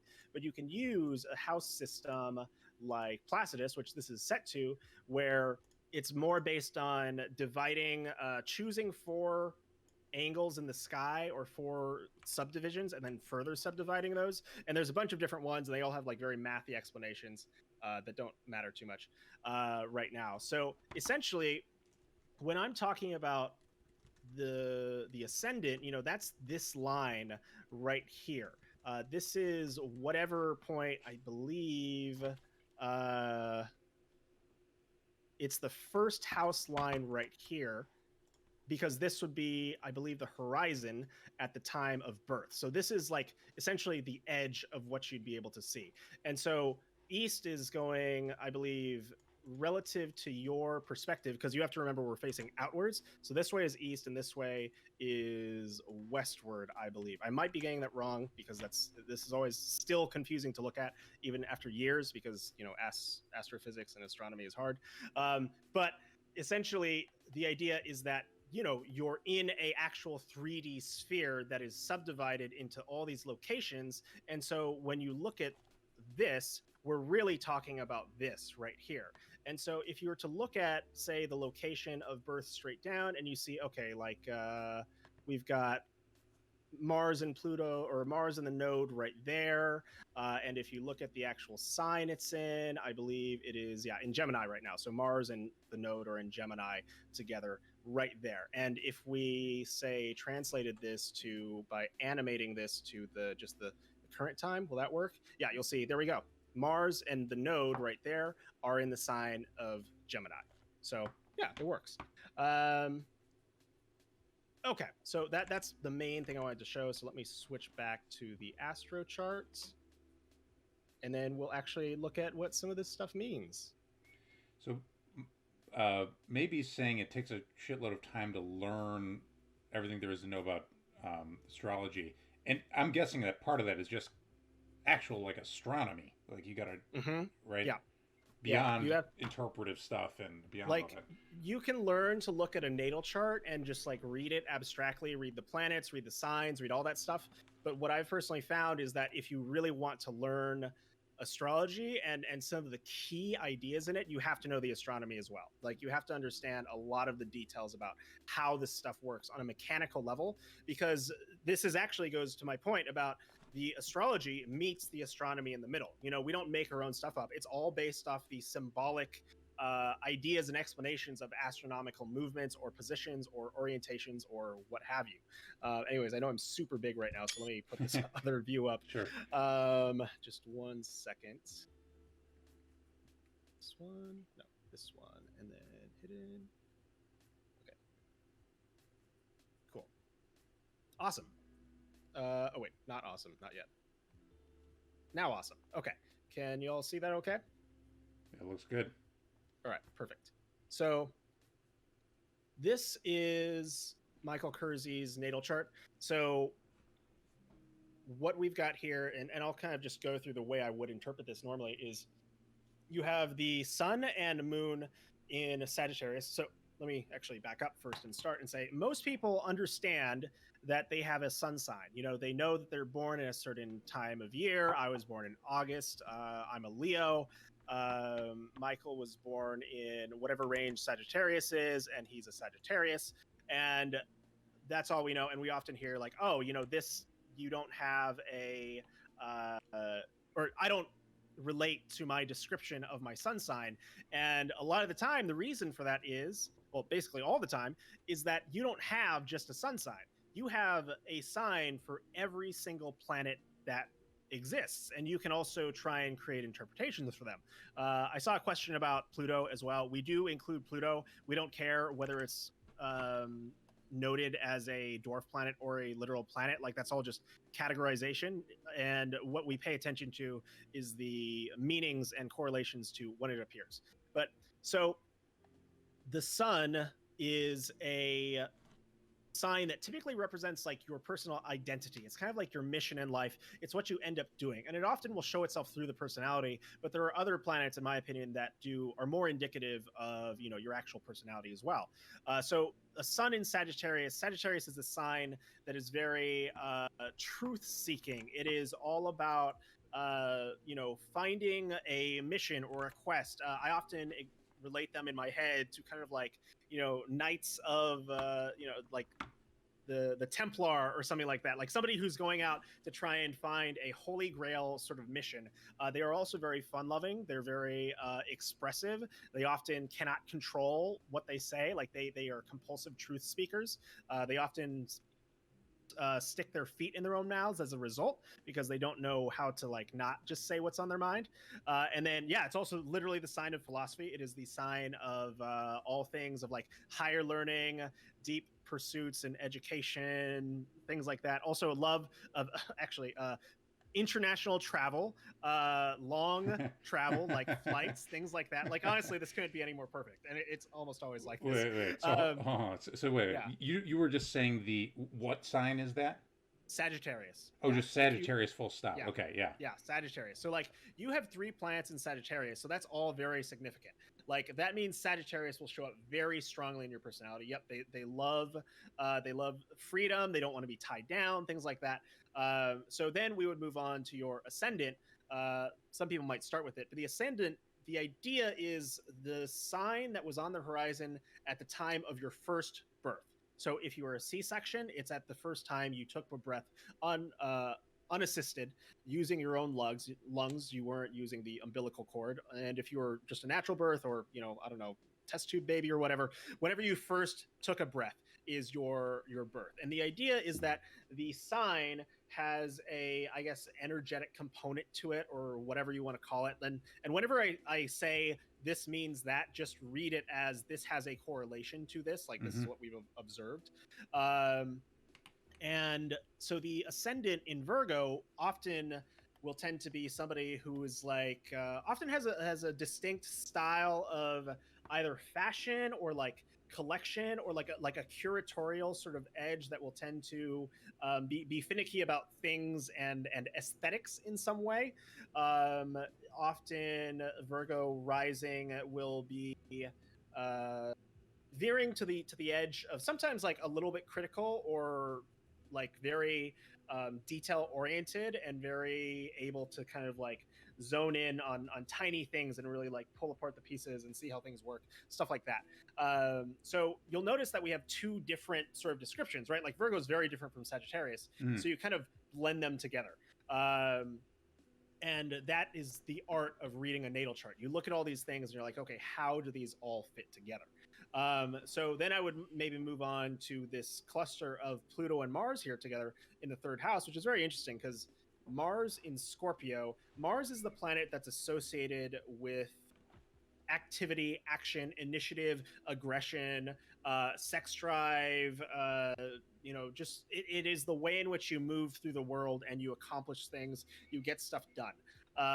So Mars in Scorpio is a very interesting one because it has a lot of staying power. Scorpio is a fixed sign, and Scorpio often represents secrets, intense experiences, deep uncovering of those secrets. It's exploratory. Often you'll see this in the charts of like detectives, investigative journalists, things like that, and it fits well with this sort of like, philosopher Sagittarian, like, let's dig in, let's figure this out, let's get deep into what's going on right here. And it's also interesting that you have this in the third house. So the third house is this line right here, and the third house represents teaching, communication, publishing, but it's really more like short form, periodic, serial publishing. So like the podcast that you're doing right now, for instance, is a great example of the third house. And yeah, it's also an interest in sort of like more spiritual topics, more deep topics, the unknown, the hidden, the unfathomable depths of things. So you can look at these three parts of the chart, and we haven't even looked at the rest of it, but we can say, yes, like you are a thoughtful, detail-oriented person who is interested in exploring the truth. You will tend to do so through a medium that perhaps involves travel or international relations sometimes, and you will want to go very, very deep into these topics as well.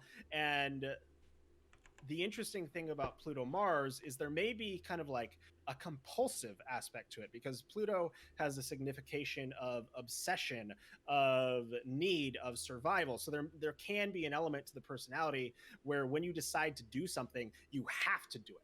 Like it is life or death inside of yourself is how it can feel. Like it's this compulsive need to just go and do something.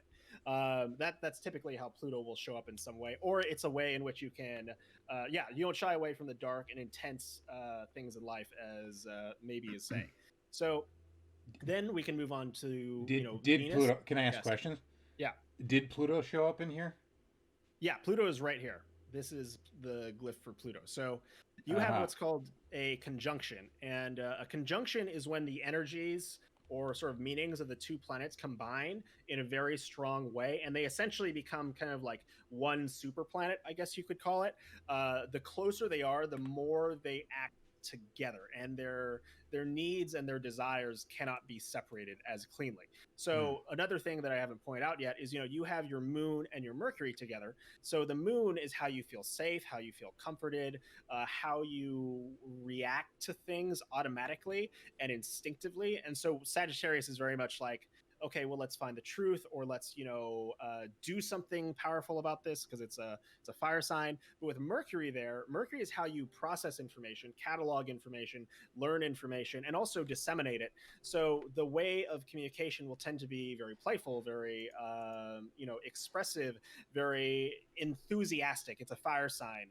Sort of thing. But you've got this mixture of Mars here in your third house, which also has to do with communication, so it tempers it a little bit. Your Virgo ascendant also tempers it a little bit. You're a little bit more thoughtful. If you had a Sagittarius ascendant with all that Sag, you would be just this crazy, very, very playful, super expressive person, most likely. So the other piece is you also have Mercury conjunct your moon, and because of that, that'll tend to make the way in which you react to things automatically is to process intellectually. Like when you receive new information, when new stuff happens, it's to think about it. The feeling and emotional center and the logical center are very much coupled and pulled together, essentially, is how I would read that. Let's see. So moving on to Venus. So Venus in Capricorn. Venus is all about how you receive love. It's all about how you enjoy being adulated or being cared for or adored, essentially. Like Venus is the sign that says, pay attention to me, love me. And so Venus in Capricorn tends to be a little bit more reserved. It can keep people at a distance. It can, in a way, it demands people to prove that they love you. Like they have to earn it in a way. That's a very common Venus Capricorn thing. And more commonly, that's one possible motivation. I want to say that's like how Venus and Capricorn works. But a common dynamic with Venus and Capricorn is that you can go a very long time between relationships because you want somebody who's there, who shows that they mean it, who shows that they really care about you and that they're kind of there for the long haul, or there for, something substantial. It also will tend to... Not too long, I hope. Yeah. Yeah, it's not going to be too long with all of the Sagittarius you have. You don't want to be tied down too much, but you want somebody who's like firm. You can feel them there. And like they have a tangibility. That's all those earth sign things. So you probably also really enjoy, physical touch is probably a decently high love language for you. Or acts of service is also very, very Capricorn. Yeah, exactly. Cap Venus wants people to put in the work. Yeah, so also as Holy Weather is pointing out, yeah, someone with a taste for intense conversations, definitely Mars, Pluto in the third house. And then finally, we have the 11th house, which is also very funny. So you have Jupiter there in Cancer, and Jupiter in Cancer often is kind of a nurturing figure. They want to take care of somebody. It brings this energy that really enjoys helping people in some way or another. But it's particularly, I said it's funny because it's in the 11th house, and the 11th house is all about communities. It's all about like social clubs. It's all about people. And, you literally run a podcast, Twitch stream, interview kind of deal for the people, by the people. Like it's all very, very community oriented. And then you also have Chiron there, and I don't know Chiron so well, but Chiron is, I don't work with it a ton, but Chiron is this planet that represents the wounded healer, and it often represents a part of the self that is not like cannot really be fixed. It can't really be healed. It is a source of learning and education. And so Chiron in the 11th means that you've probably experienced something in life related to groups of people, communities of people, friend groups, et cetera, that may have, harmed you or made you feel wounded in some way that you work through in life, in your experience. And this can often be kind of like a very background sort of thing because it's often related to deep-rooted forms of trauma. So I won't, I can't say too much about that because I just don't know. Like, you'll find that much of the time, like what I'm doing right now is essentially a party trick. Like I'm saying a bunch of the traditional meanings, but the way in which you should do astrology for a natal reading is to talk back and forth to identify the major dynamics in the personality and what exactly is happening there. And what issues somebody might have or where they can apply further forms of leverage, et cetera, et cetera. I'll take a little break before I move on to the outer planets, but what do you think so far? How's this reading? So yeah, I took a couple notes. I literally, so here's the philosopher in me. It's like I wanted to turn your thing into just a sequence of propositions and then rate them. Like, Yeah. I mean, this is, so let me think for a second. Because I have these notes here. I'll think out loud. I have these notes here. And just so you know, like when I do these sorts of readings, my expected accuracy rate is like about 70%. Like that's about roughly what I tend to get right. Yeah. So I'll just go ahead and say, I'm not trying to so it's interesting. Yeah. And if I'm totally off, that's also. No, it's pretty right. It just sounds pretty right. And then I have these other voices in my head being like, nah, dude, this shit's fake. But I'm going to just go ahead and say it sounds right. So The Sagittarius stuff, yes. Some of it was interesting in that it sounds right for me now, but hasn't been in the past. So, which is a little weird. So, with relationships, pretty much since I was like 19, I was just in relationships in sequence until, I mean, honestly, and I, in between relationships were like at most a couple of months. And then the longest I've been single is actually now. I mean, it's been like a year or two or something. I fucking don't even ask me. It's been a bit. But that was interesting. The thing about, I guess it's interesting that I'm thinking about the romantic stuff. The thing about the kind of like shit testing, that's kind of fucking real. I've gotten that feedback before about being like kind of hard on people. The Pluto Mars thing, yeah. The thing it made me think of was not philosophy per se, but I have like a mystical streak. Yep. And I pray a lot, and I think of that as like a source of guidance and knowledge, and so you're talking about secrets and sort of dark, intense things. I kind of had an obsession with pain when I was pain and fear was like a thing I was obsessed with. Yeah, that is such a Pluto Mars Scorpio story, dude. Sorry, keep going, but like the fact that you say that just blows me away, because I'm like, yep, that is exactly that placement. That is what that talks about, you know. But yeah, please go on. Yeah, that's. I mean, what else did you say? The playfulness and communication is interesting because this is also a tension in my life. Because, I mean, okay, so obviously a bunch of it kind of read the channel, you know, the thing we're doing now. But the tension in my life has been a little bit between this, like, honestly, this is kind of like a career question. Am I more of an entertainer, or am I more of an intellectual? And so I don't know. Fuck it. It's philosophers playing Flight Simulator. So let's look at. That is a great point for me to pour some whiskey, and let's get into it. Totally. Yeah. Also, we got a lot of chat happening, and I feel like I'm missing it because I'm thinking about the, like, you know, my soul and shit. But yeah. I mean, chat, please be insistent if you desperately want us to look at something, because like this, it tends to suck you in. Yeah, people are just making different observations, and we got a lot of people know about astrology in the chat apparently. Yeah. But keep going. Yeah. Okay. So for instance, the way in which you might look at, and it's funny because I actually literally have this book with me at this very moment. Oh wait, y'all can't see me, huh? One sec. Let's see. Oh yeah, let me look at the North Node. But yeah, I literally have this book by me. It's like a handbook of how you might decide, oh, I want this career or that career. But anyways, excuse me. So vocational guidance by astrology. Yeah, so you won't really be able to get any value out of that. I just wanted to like, if you're not versed in astrology already, but essentially it's kind of like a guide in, you know, different ways you can look at vocation or career, etc. So traditionally the way you would do this is you would start by looking at a number of factors. So one of the key ones is the midheaven. It is the highest point in the sky at the time of your birth. So it essentially represents the thing that is most visible and the thing that you put into the universe and into the world, essentially. So when you have this placement, I mean, everybody has the placement, but you look at it and you're like, okay, well, what is that related to?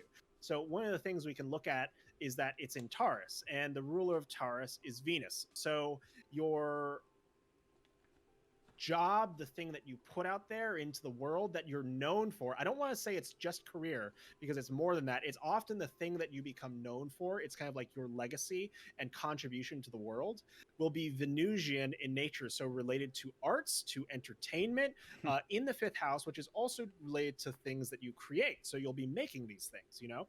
And so this is your personal output, which will tend to be artistic, and will tend to be something Capricorn, which can mean either like you are literally building architecture or something like that, or could mean you are just the way in which you approach it is Capricorn, which is very steady, solid work towards a goal and an achievement, and kind of like building an empire. Like Capricorn is very much like an empire building kind of sign. So The other thing is you look at, though, is you also look at the sun and you look at the moon, because those are kind of key personality drivers, as well as Virgo. So the sun and moon being in Sagittarius, it's always going to have this sort of like truth-seeking, philosophical, thoughtful bent, and you can't really get away from it. That's going to be there no matter what. And so I suggest you embrace that. And you've also got, Mercury right there. So, I mean, honestly, Michael, it's a stuff that's a lot like what you're doing now. It's a blend of these things. It's a blend of the philosophical, of the entertaining, of the joyful, of the aesthetic. Like, you've literally created a space for us all to hang out in, where we can go over a beautiful sky and live there for a little bit and just talk about high-minded topics and exist in that space. Like, you're living your chart right now in this moment, which is just wild to me, because and this is why I do this, because you see it all over the chart. And the other piece, of course, is always going to be about communication. It's about going to be pushing stuff out into the world, like, communications, media, writings, etc., with that Pluto Mars there. And you're going to want to tend to explore these dark, deeper topics as well. So, like, if there's any part of you that maybe you're not bringing forward yet, and I haven't seen enough of, philosophers play flight sim, and I apologize for that, but like, if you haven't pushed much of this out there yet, this could be another way in which to live your chart. But I will also say that, these things are lower in the horizon, so you'll tend to be a little bit more secretive or a little bit more reclusive with them. Like, symbolically speaking, they're the lowest point in the sky for you at the time of your birth, and so they will probably manifest that way too, where you might be a little less comfortable expressing these sides or components of your personality, or you might never do it in the public sphere, and that's also totally fine. But like, the impulses that drive you to the things that you will create will lead from both directions, and oftentimes, like, Mars will often rule career as well, so don't ignore it and the impulses that it gives you. It's interesting you're saying. It's cool that it has this, like, below the horizon is secret, because I do think a lot about how people have secret sides, right? Yeah. Yeah. So it's interesting because the all the houses, the 4th, 8th, and 12th houses, traditionally associated with water signs, have to do with often emotions and things that are more hidden. Right. The 4th house is actually where you were. It's like your family. It's the things you're sentimental about. It's the things you feel about, that are like very, very deep within yourself, often from childhood. So it's likely that a key part of your identity in some way, if and we do have the birth chart correct here, it's likely that your family or your upbringing or your memory or your childhood is a source of inspiration for you with the sun there, or a source of like motivation, or there's things that you're still figuring out about where you came from, and your own upbringing and past experiences. That's the 4th house's significations.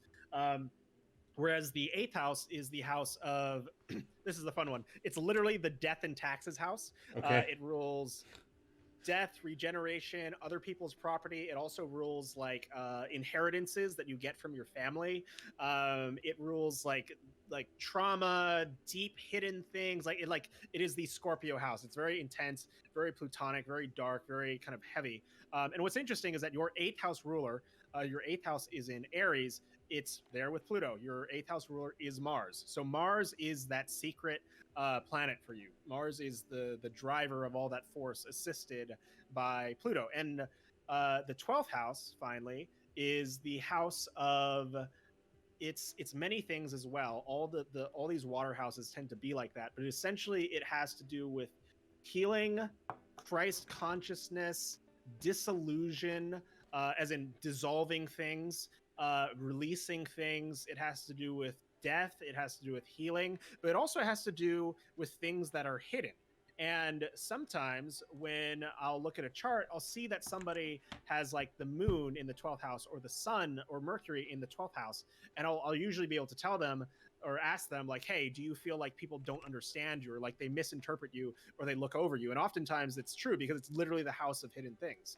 So when an important placement is there, like your sun or your moon, you tend to be hidden from the world or from other people, or they don't like grok you. They just can't perceive you in the way that you should be by default, you know? And it's interesting because you can kind of construct these narratives based on the shapes of the chart. So if you have a bunch of stuff in the bottom house like you do, then you will tend to be more inner motivated. You will have resources and energies and needs that are driven by your internal dynamics of your personality and things that you need to solve. Whereas if you have things that are up front, you'll tend to be more oriented to the outside world, to other people, to, you know, things that come in and how you engage with them. And, you know, you'll notice that all of your stuff is down here except for your Jupiter and your Chiron. So in a way, like Jupiter, the way in which you expand and grow is in public. Like this is That's what you're super doing fucking right now. true. That's Yeah, super yeah. true. To the Absolutely, extent yeah. to the extent that this is going to sound a little bit crazy, but Please. I often think that in order to grow as a person, I have to do something in public. And it's like, Yeah. I will sometimes put together communities, and I will sometimes, oh cool, we got it. Oh yeah. I guess, yeah. Cool. There we go. Perfect. I'm sometimes shocked at like, if I want to learn about sociology, I have to start a book group. It's like, I can't just do it by myself. It's like stuff like that. Yeah, that's Jupiter. Like Jupiter shows you where you thrive essentially, and where you grow as a person, where you literally, like, Jupiter rules expansion, it rules beneficence, like all these good things, and it's something that you're going to follow probably, you know, most of your life, because that's your Jupiter placement. So like that's kind of like how you thrive in this lifetime. It's just completely wild. Just as a question of, it's super fucking wild. It's interesting because there's like an ontology here. I don't know. My thoughts are going, but please. Let's go. Well, so what do we? I guess my mouse won't show, but if just as a matter of interpreting the chart, so there's the colored rings, and then there's these symbols along the inside of in the white. Yeah. And then just give me just the simple, like, what are those again? Yeah, totally. Okay, so, and sorry, I should have started with that, but basically, that's okay. There are a number of components to astrology. They are the planets, the signs the planets are in, and then the houses that the planets are in, excuse me, and then the aspects that are made between them. Sort of a simple way to think about it is the planets represent the components of the personality. The signs represent the ways in which those components are expressed. The houses represent the area of life that they tend to be expressed in, and then the aspects between the planets, which we actually haven't looked at yet for you, is the ways in which those expressions interact with one another. So when these are all aspects, essentially, so there's a number of aspects, and I put myself over the wheel, so let me move myself and double check that y'all can see this. Okay, let me put this down here because I'll just point out the aspects. Okay, that works fine. So the major aspects right here are these top 5 ones, and then you have a couple of minor ones which are considered to have less of an impact on people, I guess I'd say. So the conjunction is 0 degrees, so Mars and Pluto are conjunct, and Moon and Mercury are conjunct as well. Opposition is 180 degrees, so you have an opposition between your Jupiter and your Neptune. Trine is 120 degrees, so you have a trine between Chiron and your Pluto-Mars. And then a square is 90 degrees, and you have a square between, let's see, you've got a square between the node and your Pluto-Mars conjunction as well. And then there's also some lesser known or more minor ones like the semi-sextile. You have a semi-sextile between your Pluto and your Moon. And then a quincunx, or a inconjunct, is 150 degrees, and you have a inconjunct between your Chiron and your Moon as well. So essentially, you can view this as the network of energy of the components of your personality interacting in dynamic action. So when we look at these, we might say, oh, well, your Chiron is trining this important configuration of Pluto and Mars. And so the blue aspects are aspects that are considered flowing. They work together really well. But it's not always good. Like, it's frequently the amateur way to interpret all trines, sextiles, etc. is like, oh, it's good, it's great, it's flowing. But I've seen in charts like people who are huge assholes have a lot of trines because it all just flows for them. Life is just one seeming like just seamless flow, and they just go through life until they get obliterated by reality, which shows up at some point because they have no internal conflict. They don't have any internal like struggles that would propel them to grow on their own before they encounter the real world. Whereas people who have tons of squares and whatnot will tend to have very difficult internal lives, but they grow a lot and they develop extreme strength as a result of all of that. So to actually read into this, so the red are essentially harsh, and then the blue are flowing, and then the conjunction is considered kind of special because it's just like a pure combination of the two. And then the quincunx I also consider to be harsh, even though it's green. Not sure why, but anyways, so with this Jupiter-Neptune opposition, what's interesting is that Neptune is the planet of imagination and dreams and aspirations and things like that. It's like it's related to film, it's related to fame, it's related to the ideal, best, perfect thing that could ever be possible. And then you also have Saturn here conjunct Neptune, and Saturn is a planet that represents kind of like the hardship, the restriction, the lessons, the things that you have to do. That it's I always use the metaphor for Saturn of, it's not like investing in the stock market. You can't put $10 in and get $100 out later. It's like going to your dad and mowing the lawn, and it gives you $1. And then you go to him again and you mow the lawn, you get $1. You do 100 times and you get $100 back. It's 1-to-1. It's hard work to output. That's what it is. So with Saturn and Neptune together, it's kind of weird because it's almost like you are in the role of bringing the intangible to form, because Neptune is literally this planet that's associated with not like it's all very vague, it's idealistic, it's fantastical, and Saturn is structure, it is strength, it is form, it is building. And so when you combine those two, you can end up with a scenario where either Neptune or Saturn can be stronger, one where you are like able to bring these things to fruition, or sometimes you might be too hard on yourself because you are never quite able to live up to Neptune's expectations of the ideal dream, and then Saturn's expectations of how well you should have executed that. And it's also both of this dynamic is in opposition to your Jupiter. So it's likely that when you are creating these spaces for communities and people in public, you're always trying to build the ideal space, the dream community, the dream sort of project.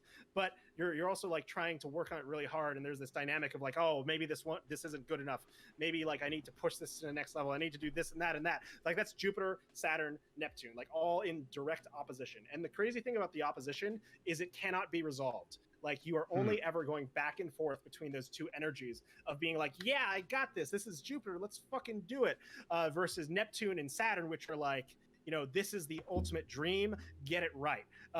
Sort of aspect. So yeah, it's really interesting because like Jupiter clearly is playing a role in your chart in a big way for you. I think it's also exalted in Cancer, which is pretty sweet. Just makes it extra strong. And that's also interesting because Jupiter, well, sorry, I won't go too deep yet.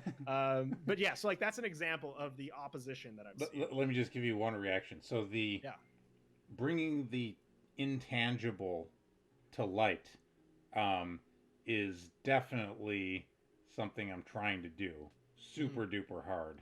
And the way this manifests for me is, one is philosophy, two is, dude, like 5 ways. Philosophy is one. History is one. I literally have a blog post. History is boring because you don't want to feel it. This is a blog post I wrote basically about how there's a secret meaning, right? There is a meaning. In fact, I am now remembering that one of the themes, so I have my Substack newsletter. I've written like 20 newsletters, and in one of them I said, I'm trying to figure out what the theme is here to all this stuff, and I made a list of like 9 posts that were all about how there is a secret meaning that we can apprehend. Nice. So philosophy, history, religiosity is one of them. Virtue and social dynamics is another one that I'm super. So that definitely resonated when you mentioned the bringing the intangible to light. Yeah, absolutely. And cool. I mean, that's reflected there. You know, it's close to your Venus as well. It's a little far for a conjunction, but it's in the same sign. So traditionally, you'd say they're related. And like, let me point out something interesting to you as well. So let's go a level deeper. There's this idea of what are called terms. So you have each sign is essentially broken up into 5 of the different traditional non-luminary planets. And so when you have a planet under that sign, it means they essentially kind of report to that planet. You also have so you have another level of relationship besides just the rulership of like, oh, you know, your 5th house is in Capricorn, the ruler is Saturn, so your Saturn is extra strong in the 5th house. I like terms a lot because they often reveal things. Like, for instance, you have your midheaven under Saturn, so it reports to Saturn in its manifestation. So if I'm looking even deeper at your career, I'm like, okay, midheaven, the ruler is Venus. It's going to be something artistic, aesthetic related, something perhaps even sensual, something that is about entertainment and joy, things like that. But then midheaven is also under Saturn's term right here, and Saturn is with Neptune under Jupiter's term. And then Jupiter is where? It is in your 11th house. So you can kind of like follow the terms and see where they land. And where does Jupiter land? It also lands under Venus, and Venus is under Saturn's term.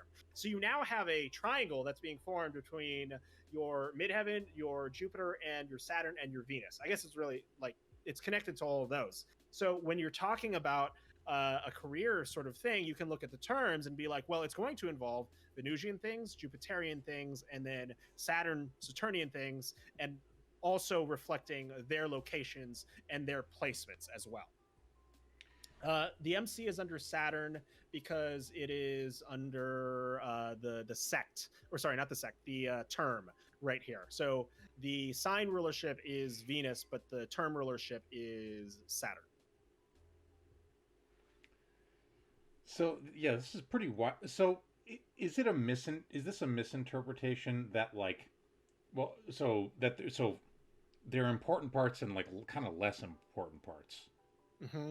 But then, yeah. So yes, so you know, I would say even to start to think about it, like if you consider people have more important parts and less important parts as well. Right. So it does resonate. And you also made this comment about how Venus is more taciturn and reserved manifestations of Capricorn haven't really evolved until, you know, later on in life. So like there's 2 parts to it. One is that certain planets are stronger based on placement. So like your Saturn and Jupiter are both extra strong because Jupiter is in its sign of exaltation, which is just like each traditional planet has an exaltation sign where it feels extra powerful.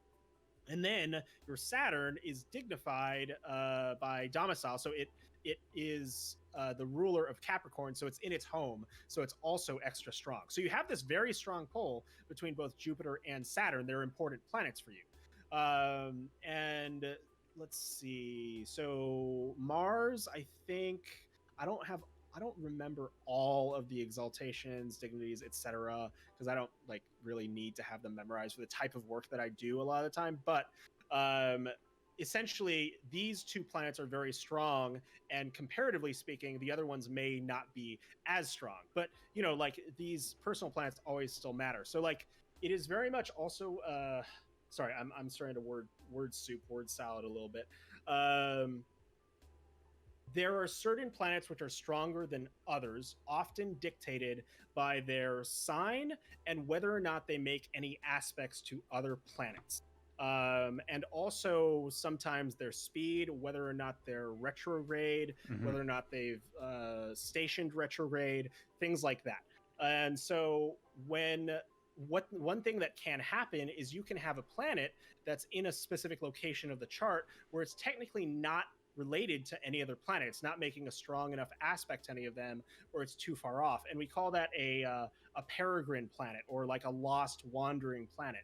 And because it's not associated to any of the other planets, especially if it's not connected to the ascendant, the moon, or the sun, then what can happen is that dynamic of the personality is not integrated. So for instance, a peregrine Mars can represent that in the personality, this person may either be like very docile and not connected to their sense of aggression at all, or they can be a person whose aggression is totally out of control because it's not calibrated with the rest of the chart. It's not calibrated with the rest of their personality. Like the types of people, like you know people like this, one who like would never defend themselves, would never put up for themselves, and then people who just like go off at a moment's notice for like no reason.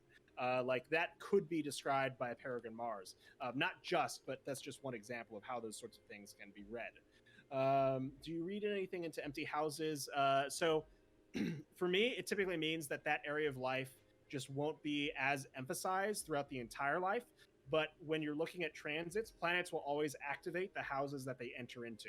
So even though, Michael has like an empty second house, whenever he has Jupiter enter there or, the sun or Venus or anything like that, then the second house things will be activated. So it'll also be like, if I'm looking at this, it'll say, oh, the second something enters the second house, it will be associated with the Venus ruler. So it's likely that when a transit happens to the second house, Michael will have a like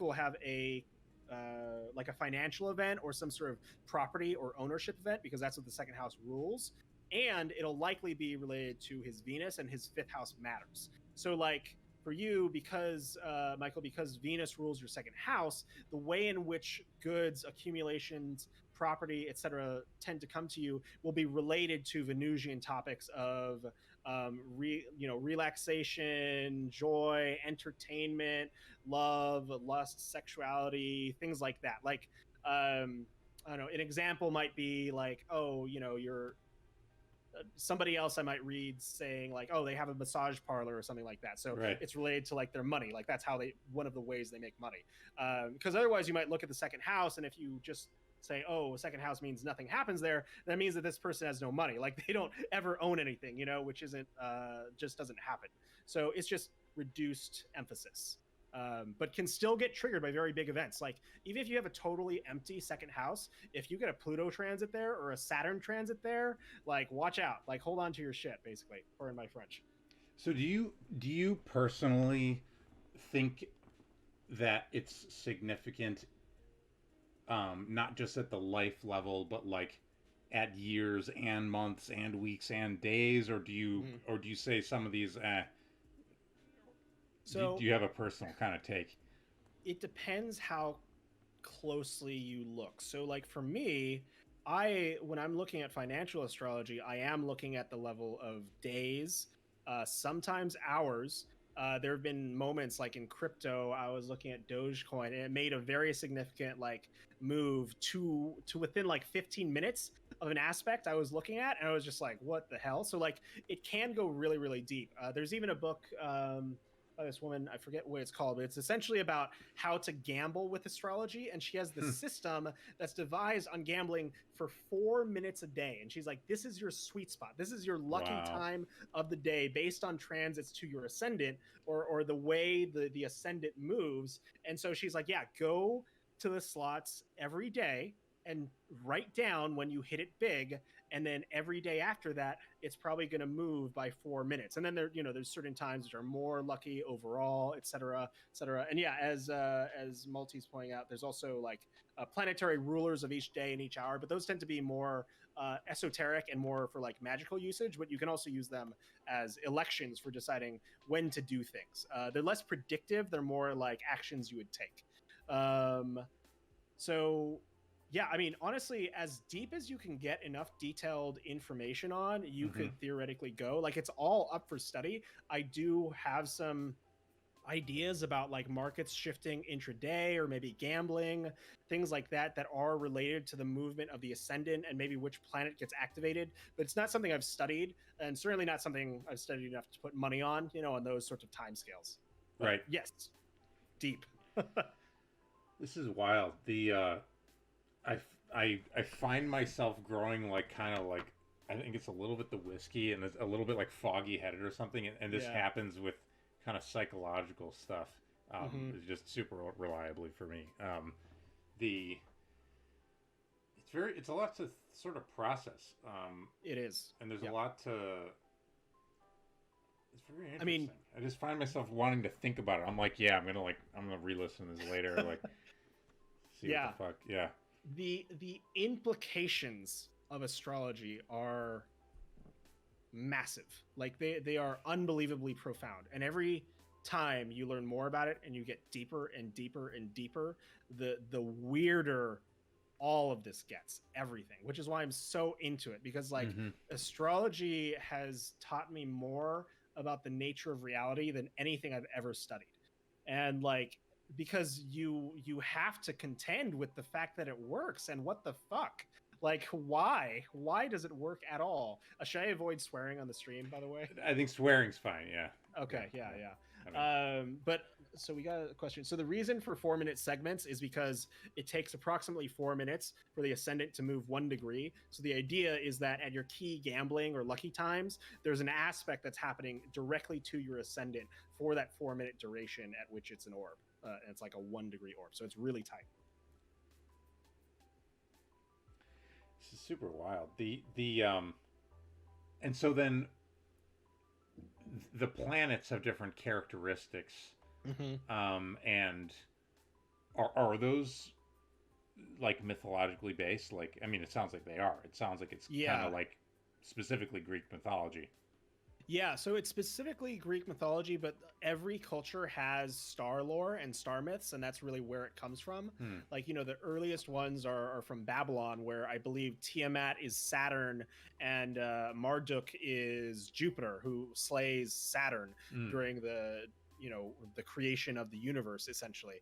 And so a lot of these mythologies are really just stories about the movements of astronomical and astrological indications.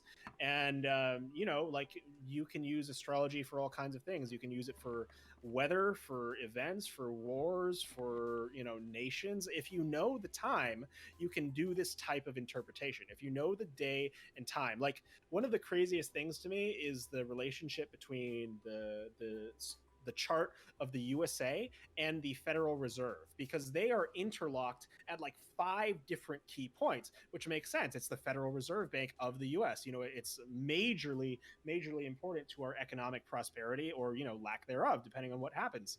And you see this stuff happen over and over and over. And I mean, like, you can look at a family and you'll find between like the couple who give birth, like the couple both have very close aspects that are interacting, sometimes conjunctions. Like, it's with people who end up getting married and like have kind of like this lifelong relationship, they are super close. And then the children will also have aspects that are reflected by that. And like, that's the crazy thing to me, because like, why should a child happen to have the same moon sign as your sun sign, which perfectly correlates to the experience of passing on personality characteristics to your child? Like, how is it that the moon, which moves, it takes 27 days to move through the entire zodiac, so it spends 2.5 days in a given sign. It moves very quickly. How the fuck does it happen that you have a kid who has the moon sign of your sun sign and all these other placements?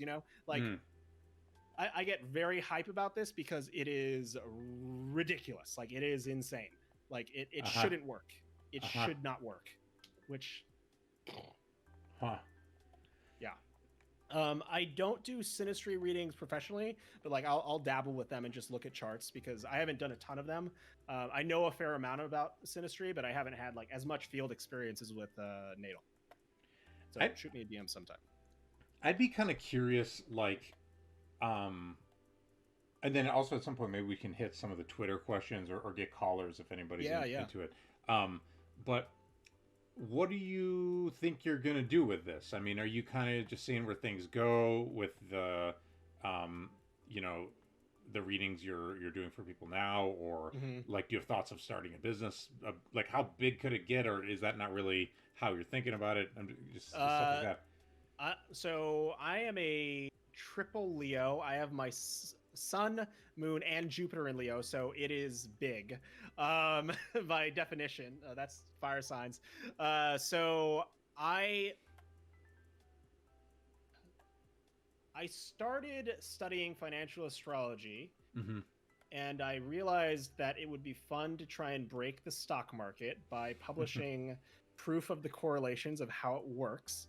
I don't know how tenable that would be nowadays, but basically my goal is to develop a trading strategy that targets high periods of volatility in stocks, which you can do with certain planets, like literally, excuse me, Uranus is the volatility planet. It is sudden upheavals, it's sudden changes, things like that. And there's a number of other indicators, like Jupiter, Neptune. The top in GameStop was an exact Jupiter Neptune conjunction to the day. Like the day it peaked, Jupiter Neptune conjunction, it's basically the most ultimate sort of like explosion of fantastical expression of monetary insanity possible.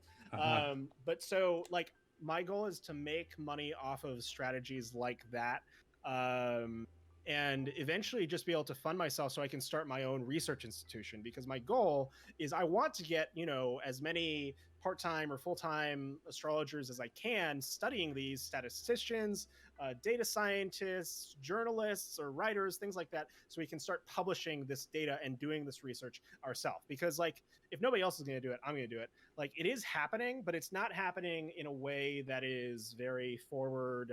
That's like, you know, very Web 3.0, so to speak, or like very crypto future, whatever. Most of the people doing astrological research just do so in very tiny astrology journals. Like Correlation is probably the one associated with the Astrological Journal of England, I believe.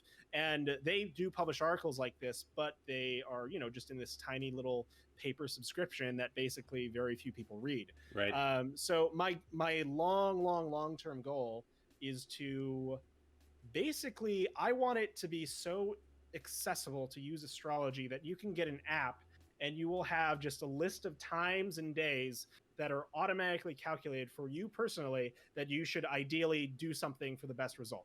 And I want it to be something that is, you know, unobtrusive. Like you're like, oh, I want to buy an expensive purchase, or I want to do this thing, or I want to have like a really good party, and I don't really care when it happens. So let's look at the app and let's see when it says, and use that astrology to determine those things. Because like if you don't really care and you would just take an edge, then see if it works. Just mess with it, you know, because all of this is perfectly doable with enough time and money and effort and technical know-how, which is also why I'm big into this computational astrology thing, because literally the only thing that's limiting us is the lack of tooling, lack of APIs, lack of many things. Because when you're thinking about astrological applications like this is a very heavy duty Windows application, and a lot of apps are either constrained to mobile smartphone sort of devices, or they're very limited web experiences, because to build an experience like this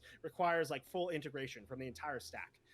So it's a lot of work, but like my dreams are very big. Like I want to change the world because it's possible, because all of this stuff is right beyond the veil of sort of like, you know, darkness that materialist thinking has led us into up to this point. Like the world is fucking magical. It is made of I don't know what it's made of, but it's crazy, and that gets me very excited. And that's what my long term plan is. But for now, you know, money. I'll take money. That's fine.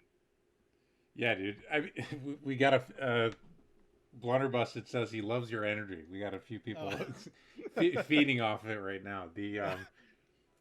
It's Good. fascinating. I definitely appreciate the fullness with which you're going about it. You know what I mean? It's like we're gonna make Uranus capital management, and we're gonna fucking make the you know, bring it to the people and kind of use it as a tool. Yeah, heck yeah.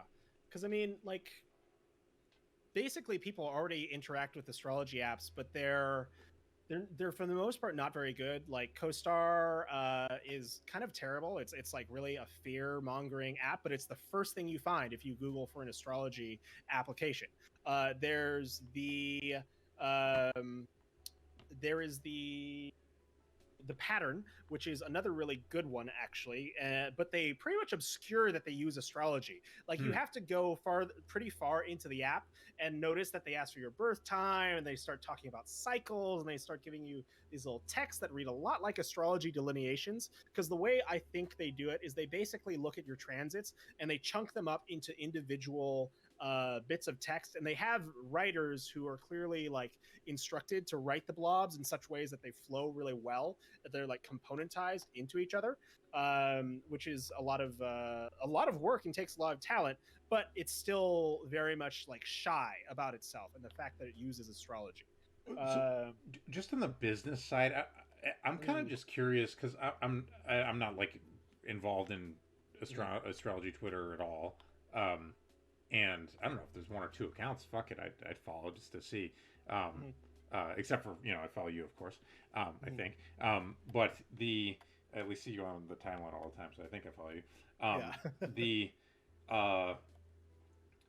How many people are into this? Like, I guess that's kind of the question. It's sort of, you know what I mean? It's for me growing up. It was always like, I would look at this stuff up on the internet because it was cool during a certain phase, and then there was like it's kind of interesting that in the newspaper there was astrology. There's a whole lot of stuff that isn't in like the newspaper. I guess maybe it depends on the newspaper, but true. I'm kind of just curious, like, I don't know, like for the app, like how big is the community of people? We had Shlomes on, and he was talking about whales in the crypto community and how they support like NFT art. Are there like astrology whales? Like, are there big funders? Like, so my understand, I don't know them, but like my understanding is that there definitely are. Like, so the market right now for, what do they call it, mystical services or something like that, is billions large. Like there's many people interested in astrology, in tarot, in psychic services, things like that. And like I think it's probably much larger than most people even realize, especially with the recent, and this is where we kind of blend into Astro Talk, of the recent ingress of Neptune into Pisces, is bringing forward all of this very significant metaphysical thinking, because Neptune is at home in Pisces and rules spirituality and all these things as well. So with that, you like almost to the month or the day or whenever, you started to see all these news articles come out about new startups doing astrology apps, new psychic services, new waves of interest. Like it's huge, and I think that we're kind of going through a phase where it's getting heavily capitalized and many people are like getting into it. And I think, it'll go in waves, but like it's very big, easily like billions of dollars. And I think it's probably very hidden because the interest in astrology traditionally has been very gendered, at least in Western society. And so a lot of the time if you interact with a lot of men, like you will never hear about it, because astrology is like, there's the joke that XYZ is just astrology for dudes. And so like it's just really about who you're talking to and what spaces you're in, because like Astro Twitter is massive. I constantly find new people I've never even heard of, and I follow like a lot of the big major accounts, like Chris, I don't know, there 𝕚𝕚𝕚𝕚𝕚𝕚𝕚, who is not somebody I recommend, but somebody who is a representative of a big follower, had like 80,000 followers at one point. Yeah. And then like, Chris Brennan, who's basically the Hellenistic astrology superstar. Let me see how many he has actually. For y'all. Twitter, Chris Brennan. I think he puts a 7 there. Yeah, he's got like 40,000 followers. And this is a guy who wrote a book that is literally like, it's a tome. It is, I've got it somewhere around here. Or maybe I took it with me. Oh, here it is.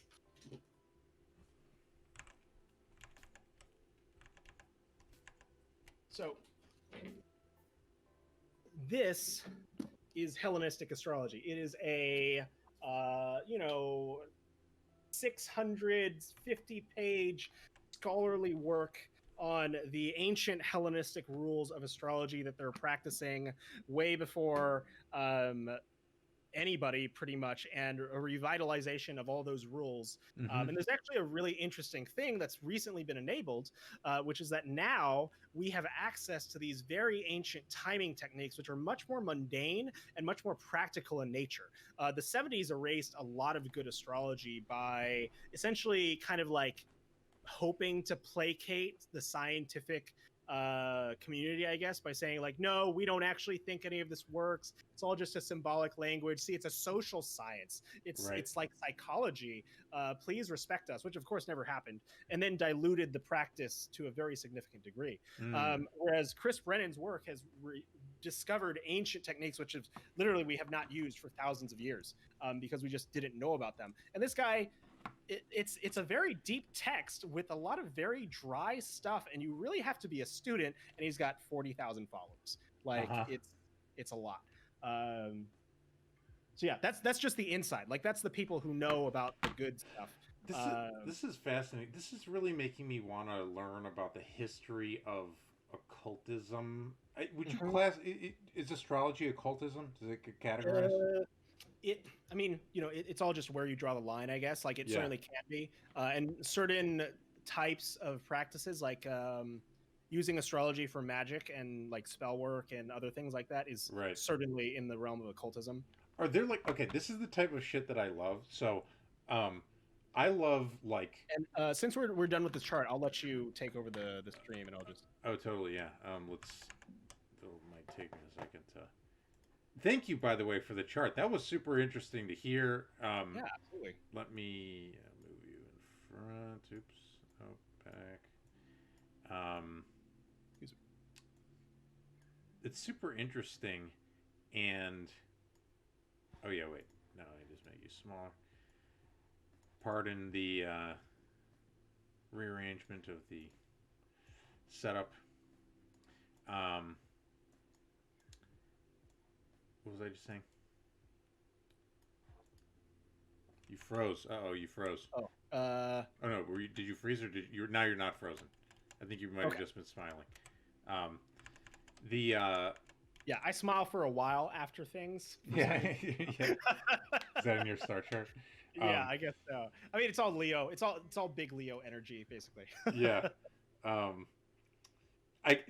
type of shit I love, like I love finding weird subreddits and learning their in-jokes just a little bit enough to be like, wow, these people exist. My favorite example of this is beekeepers. There's like a beekeeper subreddit, and I don't know anything about beekeeping, but like you go in and they're like, haha, these fucking morons who think that this like beekeeping like system works. You know what I mean? Like I'm it's so fascinating. I kind of am curious, like in your world, and maybe whether that's astrology or just like is there drama?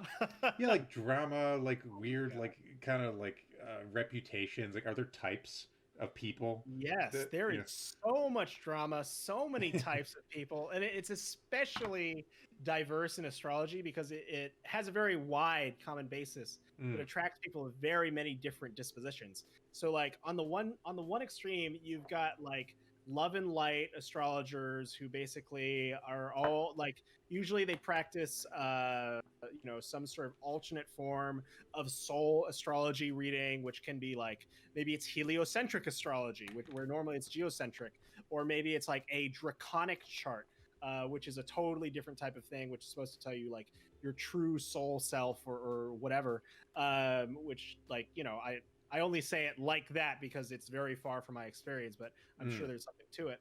And then on the total other side, you've got people who are like hardcore stats crypto traders who basically are looking at the astrology and like back testing the influence of planets upon different like securities and cryptos essentially. And they're literally like, I can name you two guys who are like really amazing actually. They're always showing graphs of like, okay, well, when Venus was in this sign in this term, BTC had the most up and down these certain ranges, and it would tend to concentrate over here. So based on the combination of these different things, I think that this might happen, blah blah blah. But like, one thing for instance is ℙ𝕙𝕚𝕚𝕝𝕚𝕚 or something, I think. I forget his name, but he's this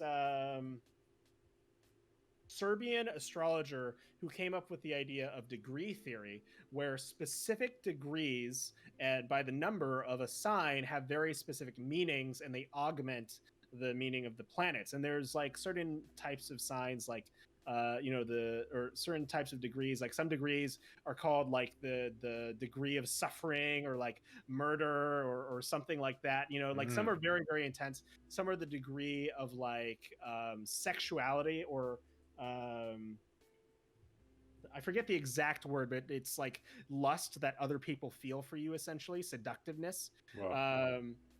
And there's a big hubbub about this, because this is not traditional astrology. It's just this one guy, and there's a bunch of like Twitter people who now do degree astrology and are very into it, and like they're blocking each other and arguing about it being real or not. Like, it's so ridiculous that like people have so many different views on things. And then of course there's the sidereal versus zodiac debate, which is very hotly contested, because sidereal zodiac is practiced by every Hindu astrologer.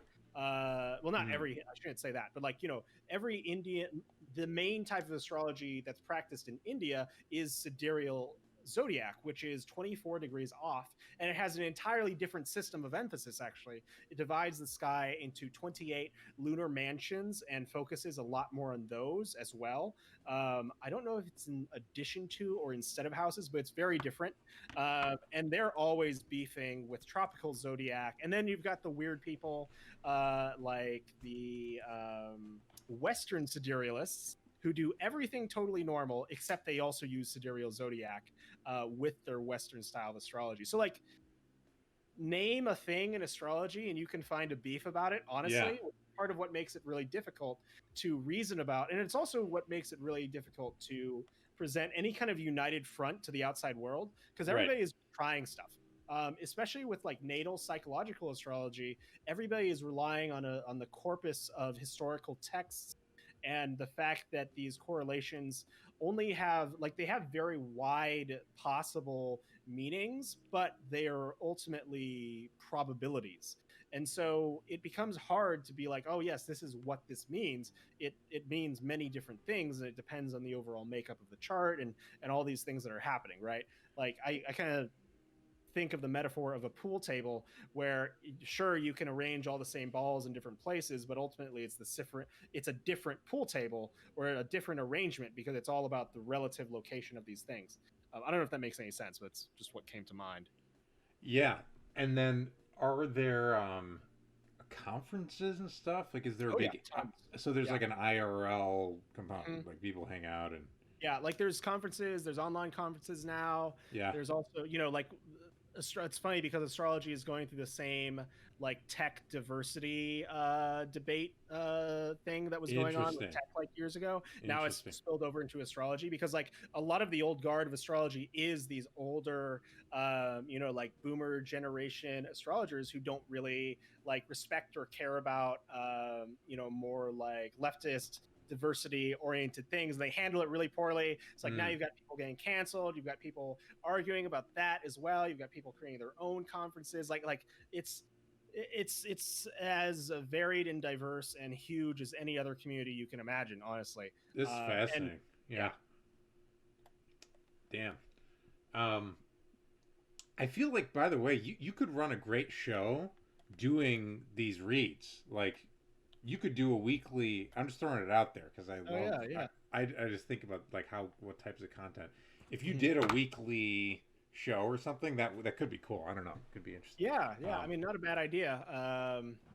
I'd have to think about it, because I guess that's just not normally my format. But yeah, I mean, I enjoy doing it. At least with the preface that I will probably get plenty of things wrong, and take that into consideration. You'll get in some beef, and then it'll promote the channel more.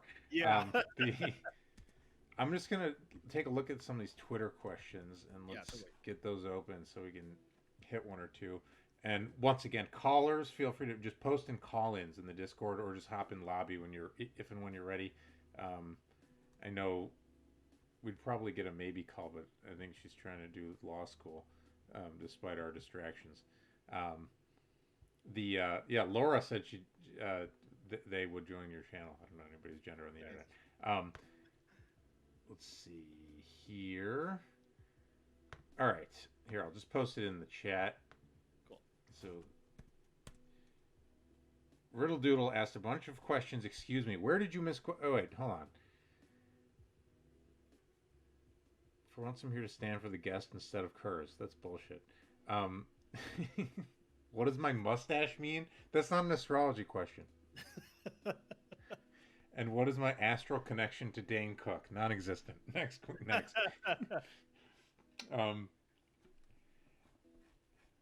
No, maybe Lithros has been on more than you, so it's never the. We like the maybe show. Is the V? Yeah, it's pronounced. I mean, you can pronounce it however you want, but I just chose that because Saddle Sood was taken by a K-pop stan, so I just had to do that. My opinion on the amazing and absolutely stunning Razzle Hag is that they are gorgeous and very entertaining, and that is my spouse. And we have a gaming channel together. You should check out if you like that sort of content. And also, they should go to sleep because it's like 4 a.m. there, and they have an appointment in the morning. Sorry. Nice. You're welcome. Got him.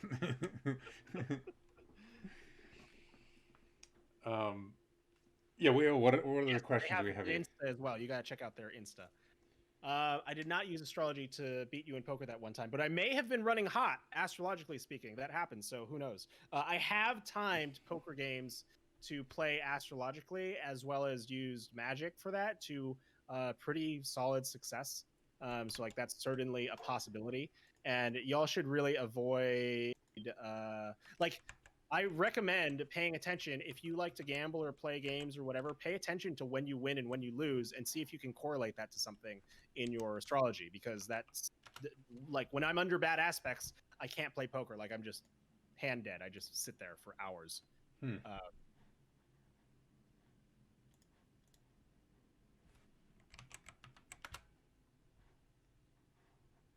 we go.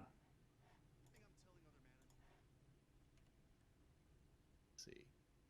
Have I ever done astrology for a fictional character? No, because I don't want to be disappointed, honestly, because I know they kind of just choose those birthdays arbitrarily, or I imagine most of them do.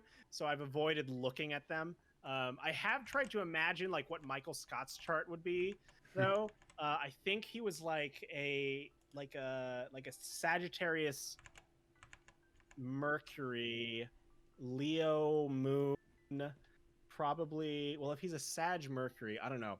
I'd have to think about it, but like Michael Scott is like a very strong like Leo, Sagittarius, but also like Libra influence. Not Libra, he's a little too blunt for that, but a little too awkward. He has no tact, but he's clearly also very influenced by like Uranus and Neptune because he has these fantastical ideas, and Uranus because he just like he just goes off. You know, it's this very sort of like staccato like action. Yes. Yeah, I mean, one thing you can kind of do is give them the read in terms of how they behave. Mm-hmm. You know, you say they act like this. This is what their birthday should be. You know? Mm-hmm. Yeah, absolutely.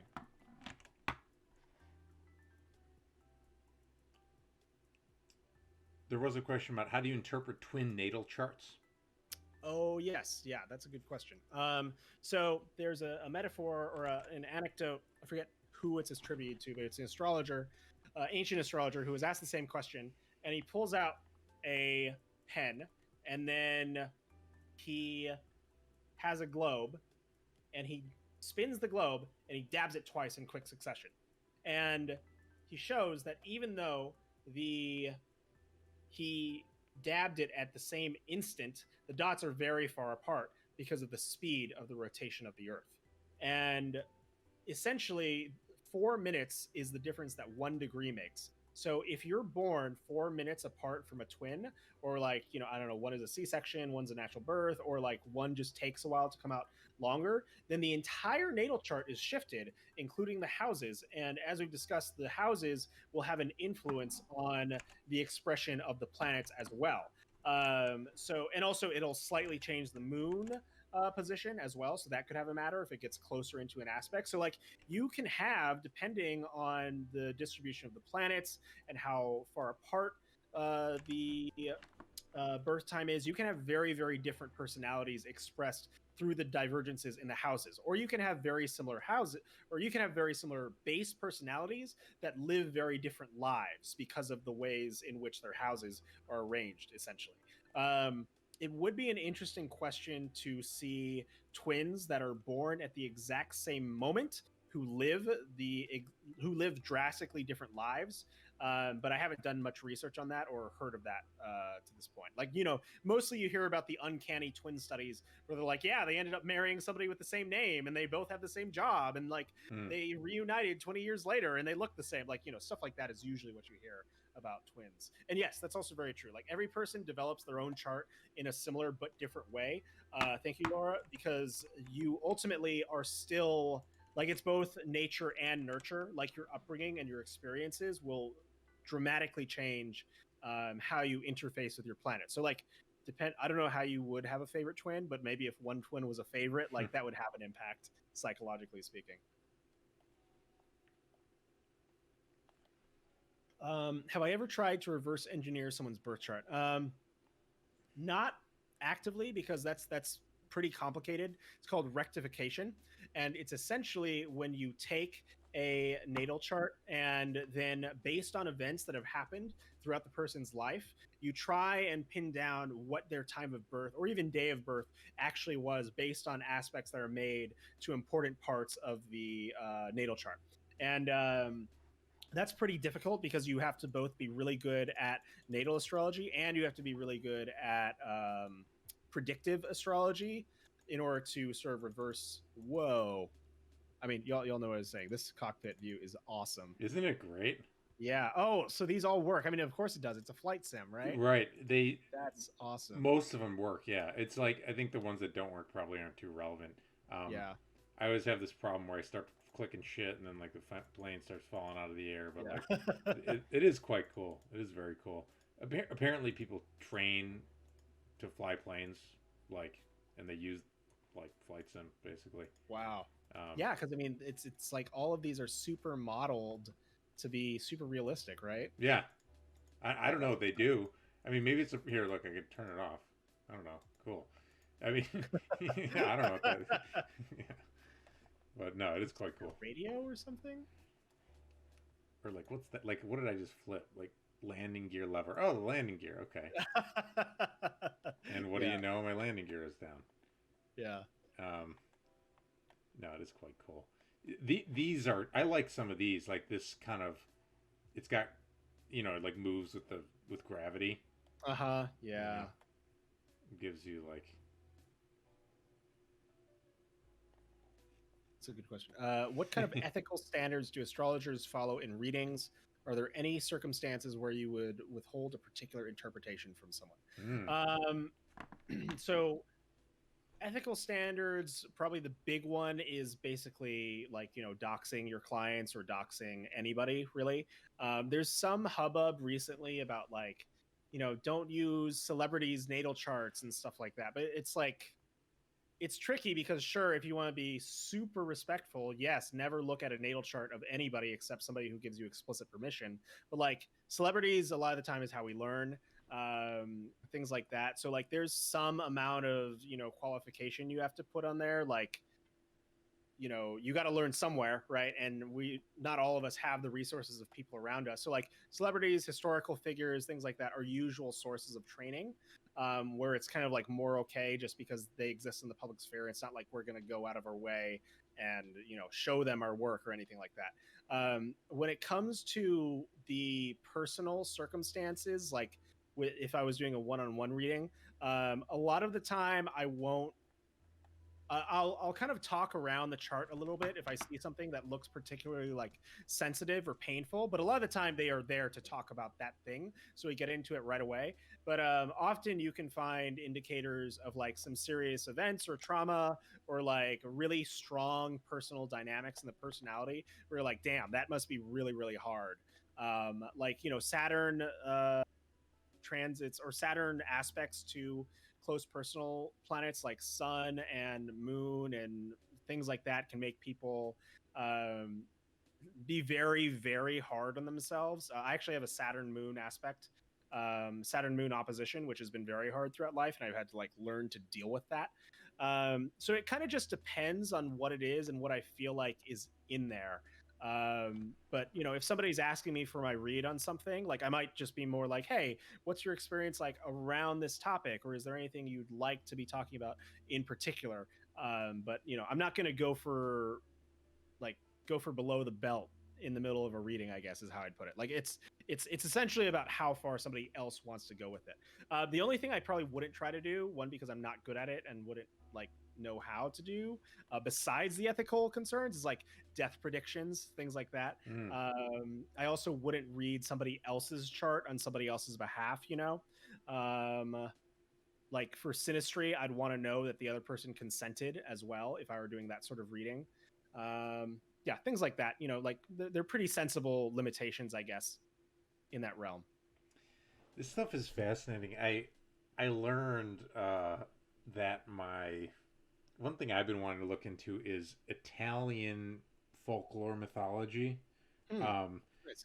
Because I learned that my great grandmother in Italy would say things like "Beware of the evil eye," you know, Yeah. and like I think like just that she believed it, and like apparently she would tell the story, like the werewolf story, right? Which is the man would tell his wife, I'm gonna, once a month, this thing happens, and so when I come back, I'm gonna put my hand under the door, and if it's covered in hair, don't let me in, no matter what I say, Wow.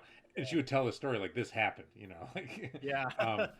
and I looked into it a little bit and just learned like a bit of just a tiny bit, but there's like a whole range of like these kind of strange folklore, practices and beliefs that have existed in a way, despite like Christianity's been in Italy since forever, right? Yeah. So it's just kind of makes Yeah, you and I mean, think. like nowadays, I don't know about the werewolf thing, but like the evil eye, I totally believe in. But like nowadays, it's just like a bad vibe, you know. Like it's not like a curse. It's just somebody like is really shooting you some like a nasty, nasty look, which you can feel, and like even outside of any sort of mystical interpretation, you can get, you can perceive that and you can be affected by it negatively. Right. So like I think there's something to those sorts of things. But I also believe that in the ancient past, your everyday person did not have distractions or things like that. They were much more in like obviously they had some distractions, but not remotely near to the realm that we're in now, where so back then people were spending a lot more time with themselves and their interior phenomenology and their own intuition and their sense of self. And so people were both on one side more perceptive to things like the evil eye, and also other people were more able to literally like really give you a shitty look. And whether that's magical or not, I don't know. But like Right. I think it has some very real origin, because like some Yeah. people have those looks still, like I mean that's the teacher look practically. Well, yeah, one of the I don't know, like there's some old Egyptian magic descriptions where they talk about like people imagining each other in confined spaces, like imagining violence and stuff. It's like dark shit, you know what I mean? Yeah. Yeah, it's wild. And then also people doing counter stuff, protective stuff. Yeah, I guess maybe that's maybe a question is kind of like we've talked a lot about astrology, but like what range of stuff have you gotten pilled by, and Yeah. yeah. So, I guess for me personally, I am, a somewhat magically operant person in that, I personally believe in and have observed, effects of the mind's influence on matter, and my own reality to a point where I'm like, okay, that worked and it's reliable and predictable, if that makes sense. So it's very much the same thing as astrology, where like I tried it, I saw it worked, and then I kept doing it, and I'm just like taking notes on it as it happens. And if I get what I want also as a result, then great, awesome. So with astrology, there's electional astrology is probably the closest thing to casual magic that exists. Electional astrology is essentially the art of looking at a chart at a certain time in the future, and based on a number of different types of rules, you say, okay, this planet is applying, it has this influence, it is in this house at this time of day when you embark on this project, therefore it is depicted in this particular way. So like, or this event is unlikely to unfold based on the description of the planets. So like, with a person has free will, a person has their own experience, etc. But they are still influenced, or at least, you can find the space weather by their natal chart, and that kind of is part of what will tell you a little bit about the correlations to their lived experience.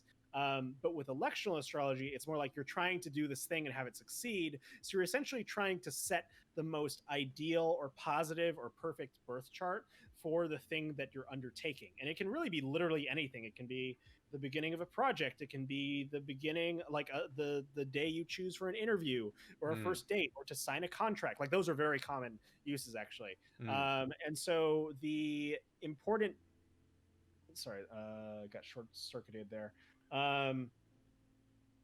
So when you're doing electional astrology, you're essentially kind of attempting to tune your result in a way that I would describe magical, because it's pragmatic, it's practical. It is about achieving a certain aim by, using your knowledge of things that are more occult or hidden. So I would call that magic personally. And it's also very common for electional astrology just to be used casually. I mean, in India and in China, like it's much, much more common than it is in the US. Like if you're going to build a huge building, you want to consult like a feng shui expert, or you want to consult an astrologer or something like that. Especially like, the other part of this too is that like I am 100% convinced that basically every billionaire has an astrologer, maybe 3, and like a feng shui practitioner on staff, because when you have that much money, you may as well use every edge you can possibly get. I don't think that they're looking at astrology and being like, oh, I care about my beliefs and like what people will think of me. Like they don't give a shit. Like if it works, they're gonna do it. Really quick, just because you mentioned feng shui. How do I open the image and look in view image? The Taipei 101, I learned, has a whole bunch of feng shui stuff going on with it. This is the tallest. It was the tallest building in the world for a while. I think it beat the Caesar Tower. But I believe it's 1, 2, 3, 4, 5, 6, 7, 8. Yeah, it's 8 levels is one of the things. And then this little like button looking thing. If I get another picture of it, it's one of those. I'm gonna find a picture of this. It looks like a Chinese coin, like a classical. Oh, cool. There it is. Like, trying to make it bigger. I don't know why I just want to get bigger. Oh, that's really cool. Yeah, I mean, like, yeah, in other cultures, like, it's so interesting. And Lobster, that's a really good question. I will get back to that after this thought. So, like, it's so fascinating because, like, the thing about Western astrology, and part of the reason that it's really gone to the wayside in our culture, is because it was lost to history. Like literally there are fragmented texts, there are pockets in our knowledge, and we dropped the tradition because we went hardcore into like scientific materialism and never looked back, and like we lost so much as a result that we're only now beginning to rediscover. But the Chinese lineage of astrology is unbroken. They have guarded those secrets for millennia, and they are still using them. Like you can still find the books that are back from thousands of years ago. There's this guy, Edward W2 or Edward K2, who is like a scholar of Chinese astrology, and he does all these translations. Like, it's brilliant. He's a fascinating account if you're interested in that. And the same thing with Hindu astrology. Like, there's some contention about this, but my understanding is that it was transmitted to India back, during the time of Alexander the Great and all that. And then they just kept going, and they never lost it, essentially. They never let it go. So like in some ways the Jyotish astrology and the Chinese astrology traditions are completely unbroken. And while we're on the subject, the crazy thing is, like, so we just saw astrology works decently, we were able to find some truths in it. Chinese astrology is completely different in nature. It's much more mundane.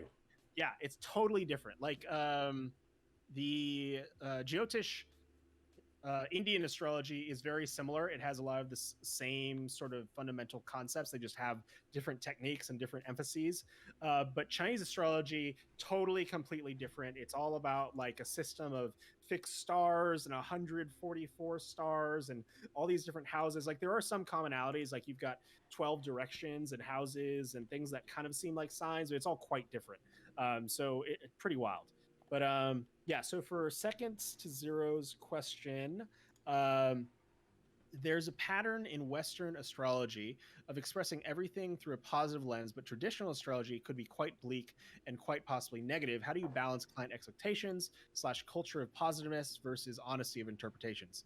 So I would say, like, you also have to view the traditional expressions through culture as well, because back when astrology was first being practiced, you either had, I guess, like very early civilizations, or you had societies that were very, very class rigid. I don't know how the right word to say that, but like you could not really traverse up or down classes very easily at all. So like your lot in life was pretty much your lot in life. Like you just did not have the opportunities. So when you're looking at your astrology, it's much more fatalistic because that was the nature of reality at the time. And like astrology itself is not magic. The reason it has these, well, it is magic, but it can't alter your reality just by the significations, right? Like it has a wide range. And the reason the traditional ones are so negative is because if you got stabbed, you died, like that's it. Like they didn't really have a lot of like medical, they didn't have nearly as much medical advancement or much help to help them with the different things that were happening in life. And they didn't have room to ascend or descend nearly as much as we do now. So like you can spin everything positively because we have this very strong, like at least, in the US, this American exceptionalist, like American dream. If you put enough work into it, you can do it, blah, blah, blah. Which works because we actually do have those opportunities a lot of the time. However, there are certain, to get to, I think what you're really asking about is that there are certain aspects and certain types of placements that do suck, that do indicate a hard and difficult life one way or another, just by the nature of it. And so with those sorts of things, you kind of want to be honest, because you can't lie to somebody about their own life.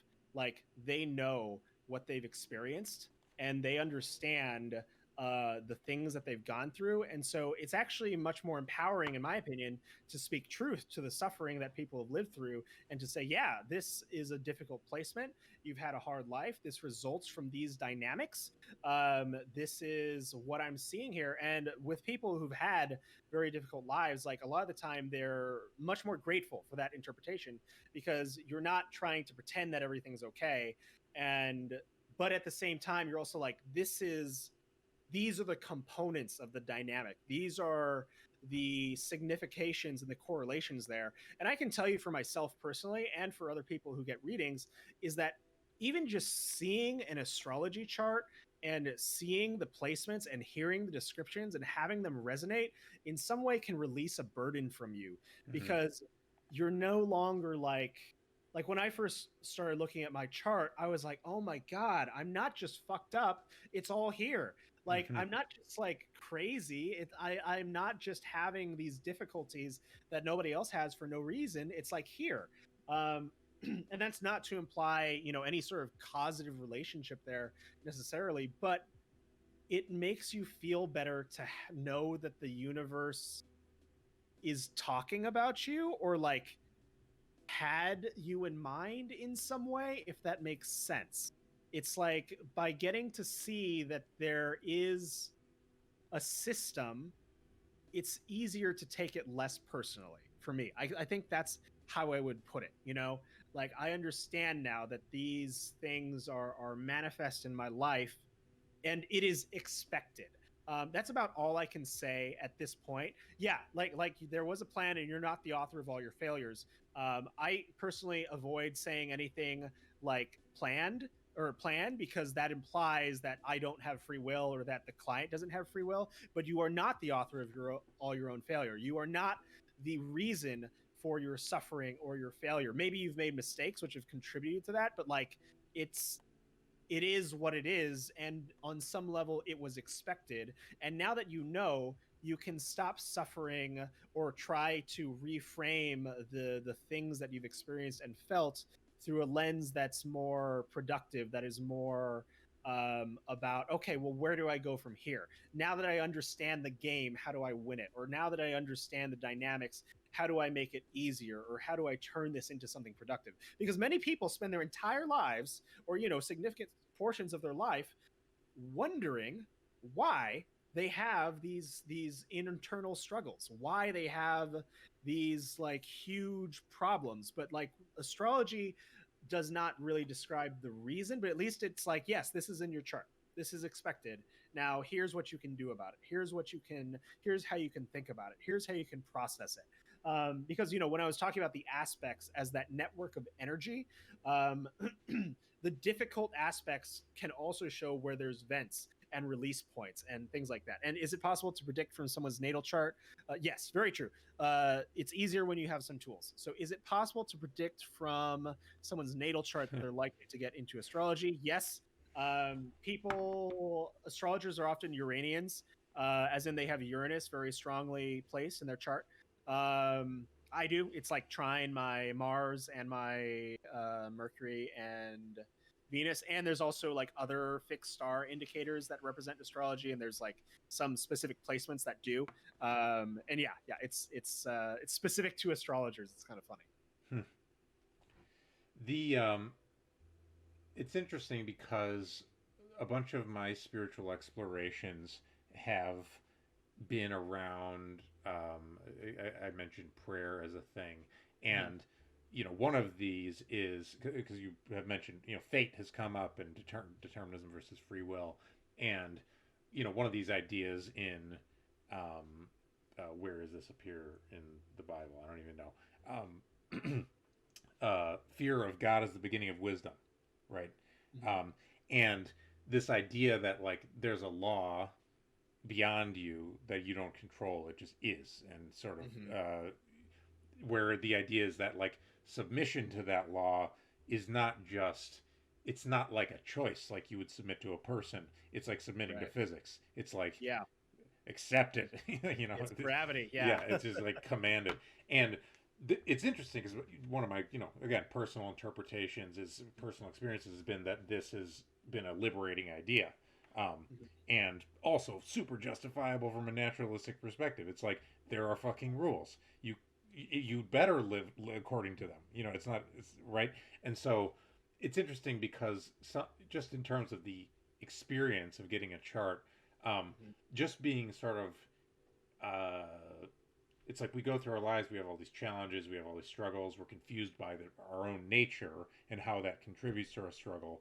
And then the idea that it has to, like you mentioned, even the word plan is like a little bit iffy, but that it has to do with some higher order can let us, in a way, take more responsibility by taking less responsibility. It's sort of like take more, ideally, take more responsibility for what we can control, and then let be what is, right? Let be that we kind of have these features, right? Yeah. And it's very deeply tied in. If you want to go really deeper into the astrology, like one pretty dominant, I don't know if it's dominant, but a popular frame of view is that astrology fits into a reincarnative perspective. And especially so with, Jyotish, Indian astrology, because like Hindu is very much big into reincarnation. But essentially it is part of the description of like why, the reason is because you have this exactly north node, south node stuff. I was going to get back to that eventually. So the reason you have these attributes is because of your accumulated karma throughout time. And so the planets just represent sort of you being dropped into this place in time where the energy is conducive for your karma to evolve or what have you. So like, and it's pretty interesting because one, there is some interesting, like pretty good empirical evidence for reincarnation and life after death and stuff like that, which if anybody's curious, I can post links for that after. But like, the North Node, for instance, your North Node is in your 6th house. Michael, and the sixth house has to do with work, routines, responsibility, duty. It has to do with like the sort of like TDM of every day, health oriented stuff, things like that. But also the North Node will tend to represent the area of life that you're supposed to karmically resolve in this life, or the lesson you're supposed to learn that will help you kind of like unlock this lifetime. And the South Node is what you bring in from the former life. Now, the actual literal things that the nodes is the North Node and the South Node are the 2 points where the tilted elliptic of the moon crosses the ecliptic of the sun. So because the moon is tilted around the Earth, there's 2 points where it'll cross upwards across the orbit of the sun, or I guess the orbit of the Earth technically, or the ecliptic plane, and then the South Node is where the moon starts to go down. So you have this metaphor of the circle and of the the manifestation point of like what is brought into this life and what is brought out of this life. And the South Node is, yeah, exactly, it's like your karmic work experience. It's what you should be pulling back and sort of like letting go. It's a natural strength, but it's also a crutch in a lot of ways. So the North Node is an area that you might not want to focus on. It might be frustrating, but it's often something that you're like, oh, I should probably really do that thing. It's probably a good idea that I should go, take care of that or whatever. Like my North Node is in my 7th house or my 6th house, and I have issues with both those things. I say or because it depends on the house system you use and all that stuff. But so for me, I personally do believe in reincarnation just because there's some evidence for it, and it's the only model that makes sense to me that would explain why astrology works the way it does, why there's connections between people that seem to cross the boundaries of a normal life and what should be possible. Like the more charts you look at, the more you're like, okay, this shit is all related. And then the more you hear from the reincarnationists, you're like, all right, sure. But it's also like it works so well perfectly as a metaphor. Like the literal natal chart is a wheel, and you've got the wheel of samsara, and you've got the sphere of the world, and all the globes, and all the heavens, and things like that all kind of tie together into this larger system. But the cool thing about astrology is you can totally take it or leave it. Like you can be like, nah, I don't care about that. I don't believe in it. I know that there's correlations, and who knows why that works. I'll work with that. But yeah, I don't know if I answered a question in there or not. I just kind of rambled. No, I mean, I enjoy listening to it because I feel like I don't know, it's just deeper than I thought. I mean, that's just my main reaction is just the whole thing is way deeper and more built out. It's like, yeah, I'm trying to compare it in complexity to like D&D, which I don't mean that to be in an offensive way. I'm just thinking about like systems. Think of it on the outside. Yeah, exactly. So I mean, let me just tilt you to my. I'm just going to tilt the camera real quick and show you. Like that's my astrology library right there. It's right next to the bathroom because the space in my room is a little awkward. But it's like literally 3 shelves. The bottom shelf is just random woo stuff, but it's like literally 3 shelves of pure astrological content. Like it is not well, that's just one bookshelf. My other bookshelf is over there, and I've got books scattered all around my apartment. So like that's just my astrology bookshelf. But like this is just a fraction of some of the more popular works, and the ancient texts and scholarship and stuff like that. And like it's so incredibly deep, and you could spend a lifetime just studying one single area of focus, and many people do. Part of the corpus. It is a body of knowledge, just like anything you would do in a PhD or in anything else. Right. And that's also one of the conceits of like scientific materialism is that like it has defined what the areas of knowledge are, right? Yeah. And then it's for my own explorations, it's like be me, become interested in divinity, think I can kind of just like go for it, and it's like, oh wait, like I try to go do stuff myself and like and figure things out, and it's like shit, I wish I read Augustine, and you know it's like you talk to people and they're like, oh, well, at the Council of Nicaea, they actually made a ruling. And you're like, when the fuck was that? And it's like 300, whatever. And you're like, what? It just, anyway, just keeps going.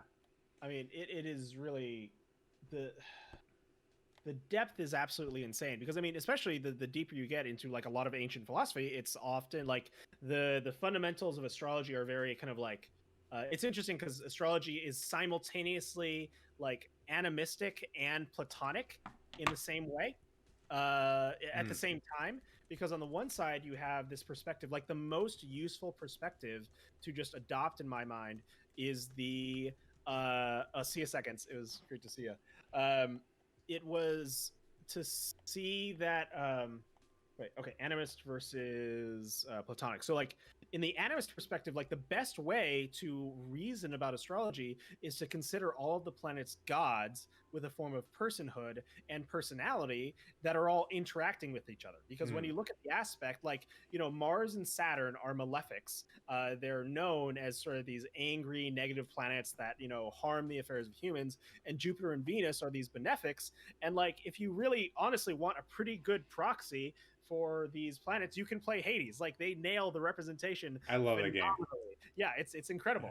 Yeah. And like, when you think about the planets that way, not only, well, for one, you can actually do magic. You can relate to planets through prayer, through offerings, through magical workings, and get a sense for at least the mytheme archetypal personalities that you experience subjectively, however you'd like to interpret that.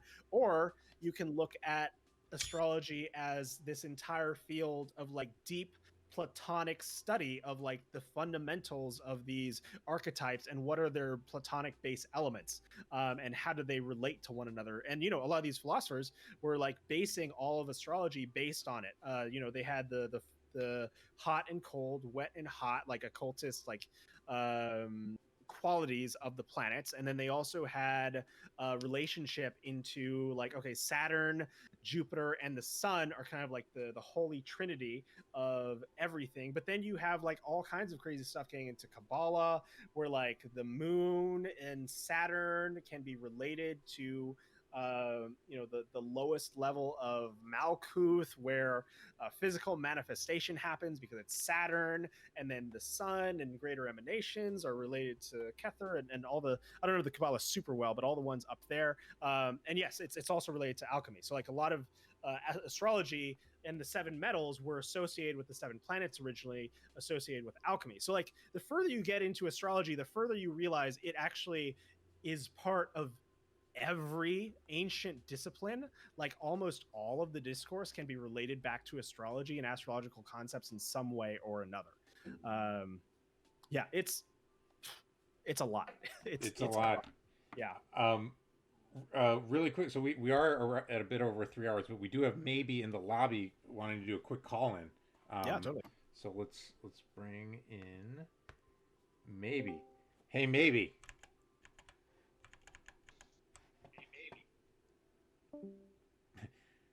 Uh-oh. Hello? Should popped out for a second. Oh wait. Oh, I see. Okay. Maybe, I don't know if you can hear me wherever you may be, but you need headphones. It'll be better if you have headphones. For a moment.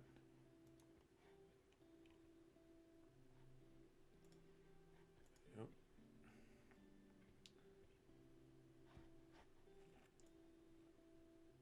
You have them. Maybe I'm going to drag you in again. Maybe you're in the... Hi. You're on the show. Hello, welcome. You can hear me now? Yes. Yeah, we got you. Okay, fantastic. So, okay, I want to start out by saying that I've just, like, loved this. I was so excited that you were going to be on because I knew that you would talk about astrology, and you are my favorite astro Twitter person by far. So one thing that I was particularly curious about is that, like, for me, something that stands out as a theme in astrology is that a lot of it is based around this, like, opposition connection. Like, the North Node and the South Node are opposed, and the Ascendant and Descendant are opposed. And one thing that I noticed is that, like, you're a Leo, I'm an Aquarius, so we are in opposed signs. Yeah. And I've been sitting here all night thinking like, oh, you're so brave. Because I feel so vulnerable talking about astrology, especially addressing like skepticism around it and like talking about all of the different forms of it and how astrologers disagree with each other. And so I was just wondering, like, how do you cope with the taboo of subjectivity and like the cultural backlash of taking these kinds of concepts seriously and embracing the complexity of them? Because that's something that I'm seeing you do here, and I'm like blown away, and I wonder if it's because I'm like your sister sign or what, but I just am curious about your thoughts on that. Yeah, totally. Well, I'll comment on oppositions first, which is interesting because like I personally feel that the oppositional relationship is very compelling. It's often the root of the meme, you know, opposites attract, because a lot of the time in the oppositional dynamic, one person has the elements that the other person requires or needs, and vice versa. So often there's like a magnetic attraction, even though the fundamental natures can sometimes like have some friction points. So I would say that may be part of it as well, because for Aquarius, part of the Aquarius mission as a sun sign in terms of the identity is to become more Leo-like, as it is for Leos to become more Aquarian-like. If one of them is a little bit too more in one direction or another. But so in terms of like how I cope with it or how I think about it, I would say it kind of goes back to my own experiences, which is that like I relate it to I feel lucky that I came from a materialistic background because I understand where other people are at when they encounter it. And what I've found is that for the most part, people are not reacting from their best selves in these moments when they're critical of things that they don't understand, and hostile to, especially astrology. And when I show them that, oh, like I'm just kind of a normal person who has a pretty well rounded belief in it, and sort of like ideas around it, people are like, oh, okay, so you're not like just crazy or really stupid, because like clearly, you know, we're all intelligent people and we can sound intelligent, but I think we need to give others the opportunity to see that. But also it requires building a refined sense for when somebody is asking questions in bad faith or not, you know, because that happens plenty as well with these sorts of topics. And for those people, I just block them right away. But overall, I mean, I would say it's mostly about being like understanding that people are afraid to feel stupid or to look stupid. That's one of our worst fears as humans, I think. And so that's why people tend to lash out That at those resonates with me topics. so much. Yeah, Yeah. I totally remember when I first started getting into astrology, like at one point I like just broke down crying on my couch because I'm like, oh no, I believe in astrology now. Yeah. And like so many people are gonna think that's stupid, but I don't think it's stupid anymore. And it's Yeah. like I totally come from that same place of having a really strong materialist background. And so like, but I looked at that as like, oh, I understand exactly how harsh everyone is going to be towards this position. Yeah. And I don't know how to defend against it yet. And so I can see how like you can reframe it as like the positive thing that you have that shared background. Yeah, absolutely. I mean, I would say that, yeah, it's really about, in my opinion, just being relatable, like just being grounded in the ways in which you describe it. And, you know, like with my friends or with people, I guess just when I'm on my own Twitter feed, like I'll go deep. I'll go like real as far deep as I have to. Like with an audience that's newer or maybe like less familiar or just like straight out skeptical, I'll preface it a lot and be like, look, I was where you are. You know, I only engage with this on the level of like what I can observe.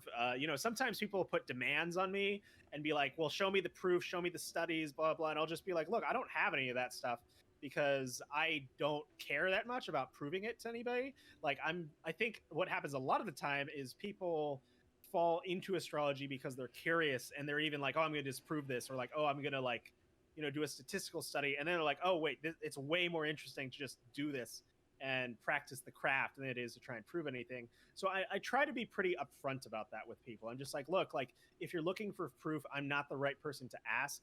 I can refer you to people who do more back testing sort of stuff and publish that data, but for the most part, like I'll tell you what my experience has been and what I've observed, and if I'm feeling in the mood, I'll do a reading, and that is usually one of the best ways to practice and to kind of like calibrate with what people are used to.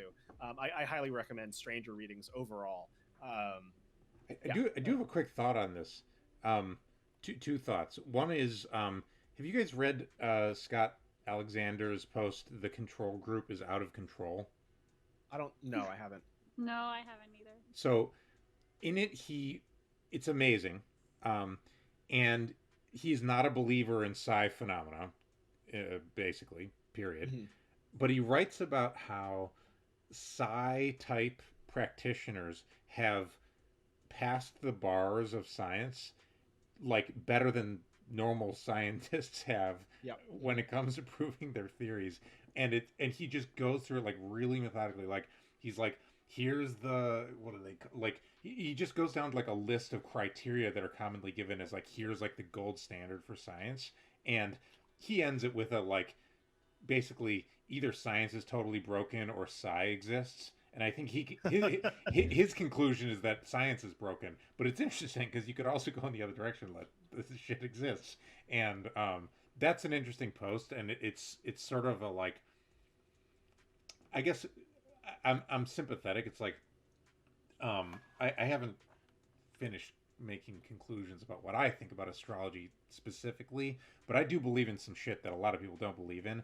And one of the things that is useful is just the degree to which the most aggressive scientific materialists are just often the dumbest ones. And it's like, personally, also, by the way, again, I don't know if this will work for anybody else, but a lot of materialists get absolutely wrecked, in my opinion, by denying the existence of mental experience. Some of them literally will deny that qualia exists. Qualia is, for anyone who doesn't know, qualia is the term for like, if I see like a patch of white on my shelf, the quale is the whiteness that exists. And there's just this level of literally denying what is right in front of your eyes, like possibly the only thing you've ever experienced. Maybe the only thing that exists is mental experience. And materialists will like go back and forth. They're like, no, well, it's like an epiphenomena of the whatever. And I'm like, dude, like, so anyway, that's a little bit obscure, but it's like people who are materialists in the sense of rejecting the existence of anything but the material often say really dumb shit when it comes to talking about mental experience, which here we are. I mean, it's well, I mean, the deep irony about that position, just to add on to that briefly, is that a lot of these people, from what I can tell, have like taken the brain in a jar pill too hard and like ran around and came out the other side where they're like, okay, well, nothing we know is necessarily true, so all that matters is observable science and evidence, when in reality, all that's observable is what's observable, and then they do not observe. Like, on some level, the most, I guess, like, uncharitable part of myself honestly believes that these hardcore, aggressive, like, materialists have literally, like, divorced themselves from their souls. Like, they cannot feel like the reality anymore, like it's so crazy. Like, or I guess I shouldn't say that, they're disconnected from their bodies and their inner knowing. All they use is this. They just use this all the time, and this cannot allow anything that doesn't fit into a box, essentially. But I'll keep it there. yeah. We should try not beat up on people too much. I mean, because this is one of those areas where I save a certain special wrath because it was my past self. It's just specifically that. I think so. Yeah. It's true. I do think that there are scientists too who can like spot where materialism goes too far. Like I'm writing a paper right now on this case study that came out in the beginning of the year where they treated somebody's depression from inside their brain who like hadn't had any success with therapy, and they just implanted a bunch of electrodes in their brain and did a bunch of work until they could fire the electrodes to like alleviate their depression symptoms. And I'm writing a paper on the ethical issues with that, and there's lots of scientists who have come up in my research who have a broader theory of emotion, and they're like emotions not just happening in your brain. You can't reduce mental disorder to neural activity, and you have no idea what's going to happen when you try. Yeah. And so it's like, it's not just the like spiritual woo like old religious lady who's like, you can't put a chip in your brain, that's not godlike or something. It's like scientists too, who like do accept a lot more of the materialist premises of things, like also can see that there's more to the way that we experience the world than this hard line, true atheism would have you believe. Yeah, absolutely. Yeah. I think, yeah, there's a way, and maybe this, how does this fit in my chart again? What's the philosophical? The Sagittarius. Yeah, it's all the Sagittarius. Yeah. Bringing the hidden to light, right? I mean, it's the sort of like, I sometimes think of myself as attempting to champion, the true spirit of inquiry, right? And it's like, um,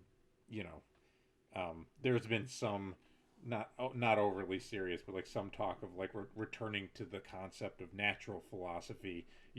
Maybe it's just to have a word for something that isn't the word science, which has come to mean something very imitative and restrictive, and the old sigil or the words of the Royal Society, from which much of modern science came, was what is it? Nullius in verba. Nullius in verba. Take no one's word for it. Yeah. It's anti-authority. It's just look, right? Look and see what you find. Yeah. I like that ethos a lot, because I mean that is really the only way in which you can approach these sorts of topics, because like if you just accept what science tells you is correct, well, first of all, they're not telling you anything correct about astrology, that's for sure, because they don't even know anything about astrology.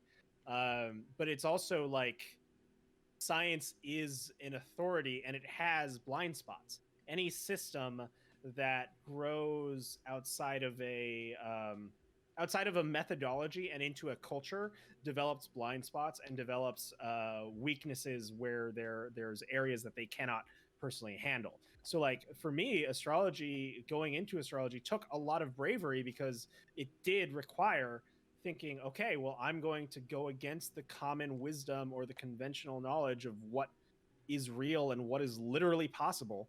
But it really does require like wanting to know the truth, to not be satisfied by just what you've been told and what you grew up in. And I mean, the influence is so strong that I grew up in a household where it was prime for me to do these things from a very young age, but like I didn't. And in fact, I thought, my own family was like ridiculous or stupid or whatever as a result.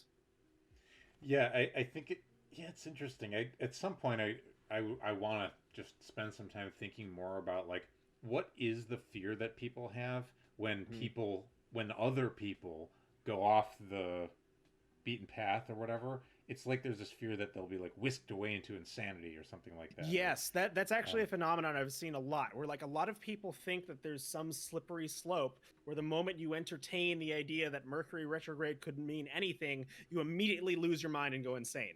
Like it's not like that, like many, I don't know where, because I think I had this as well, but I really think it's the vehemence with which, characters like Neil deGrasse Tyson or, anybody else who's kind of held up, like Carl Sagan, even, even though Carl Sagan had a very beautiful, incredibly holistic and almost spiritual view of the universe and science, but still, was held up as this person who is strongly anti-magical thinking, more into the realm of, ignorance and darkness. And like he there's a passage where he really demonizes any sort of magical thinking, which I try to be a little bit more positive to, because I know that he's talking about specific types of magical thinking, which I also personally disagree with and think is complete, like you're just literally making shit up. But I mean, the slippery slope is simply that other people's experience could be fundamentally different in terms of how they process the world, and there's things that we just can't know about it. But within the framework of what we can experience and what we can do our best to be objective about, you know, you take it one step at a time. You don't like run headfirst into the forest because there's a forest. You're like, oh, Right. like let's find a path, you know, or let's mark out a new path. Let's set up camp somewhere and chill there for a little bit, and then go back to civilization and think about, you know, our camping trip. Right. The by the way, maybe were we able to address your question? Oh yeah, Good way. definitely, and I totally agree with all of this too. This has been great, but if you want to boot me off and let somebody else do a call in, that's totally cool with me. Yeah, I don't know if we have more callers. I guess I was thinking of rapping because I'm hungry. The answer. That's cool too. I would keep you guys up all night if you let me. So don't let me if you don't want to. I mean, let me just say that like I'm very glad to have had this conversation. I personally, by the way, everybody check out Subtle Suit's Twitter. Feel free if you want to drop the link in, link to your Twitter or a link to your astrology sign up page, either in the chat or in Discord or both or whatever. I do like this kind of as a. Well, I was just gonna say. I like having these conversations because often they lead to further things. So I don't know what it would be, whether it's, like me and you or, you and maybe or whoever's doing what in terms of producing stuff, making content, just like I'm all about like, making videos is like a thing where I'm kind of like getting into a groove of doing it. I just like talking to people about interesting stuff. So personally, my own kind of like, more people making shit together, it kind of like lets us turn our little Twitter area into a more and more like flourishing, it's going somewhere, you know what I mean? Yeah. And I like this kind of, it's also just an interesting topic with like astrology versus materialism, just as a case of like this state of modern life of people living in very different worlds and having to learn to communicate across them. Mm-hmm. Yeah, absolutely. It's like, that's where we live. That's what our lives are like. Yeah. I mean, it really is. I mean, for me, I'm sure there's many other things that provide the same role, but for me, it really is central as an interface into everything, like it touches everything, including the stuff outside of it that's skeptical or that is afraid of it, because, you come into opposition, essentially. Right. Yes. Call back. Yeah. See ya, Eris. Thanks for Eris. listening. Yeah, I guess were there any kind of final things you wanted to throw out there, Subtle Suit, or anything someone in the audience has been hanging on to that they want to ask? Now would be a great time.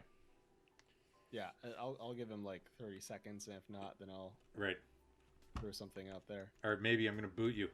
So just so I can get rid of the black bar. Hey, maybe. Thanks, maybe. Always good to see you, maybe. Bye. Thank you for coming. Yeah, I don't know if I have a really good place to cap it off, but I feel like that in of itself is fitting, because that really is where I feel like astrology is in the whole, and where I am with it is that it's this massive unfolding thing, like there's currently an opposition or a fight happening right now between the modern and the old, where the traditionalists are having this revival. It's very like return with a V sort of emphasis is also happening in astrology to these very, very old, millennia old methods. And then there's very new stuff like degree theory or trying out new house systems or just like doing new studies and whatever else. But I think that the truth is always somewhere in the middle, and you have to blend them together.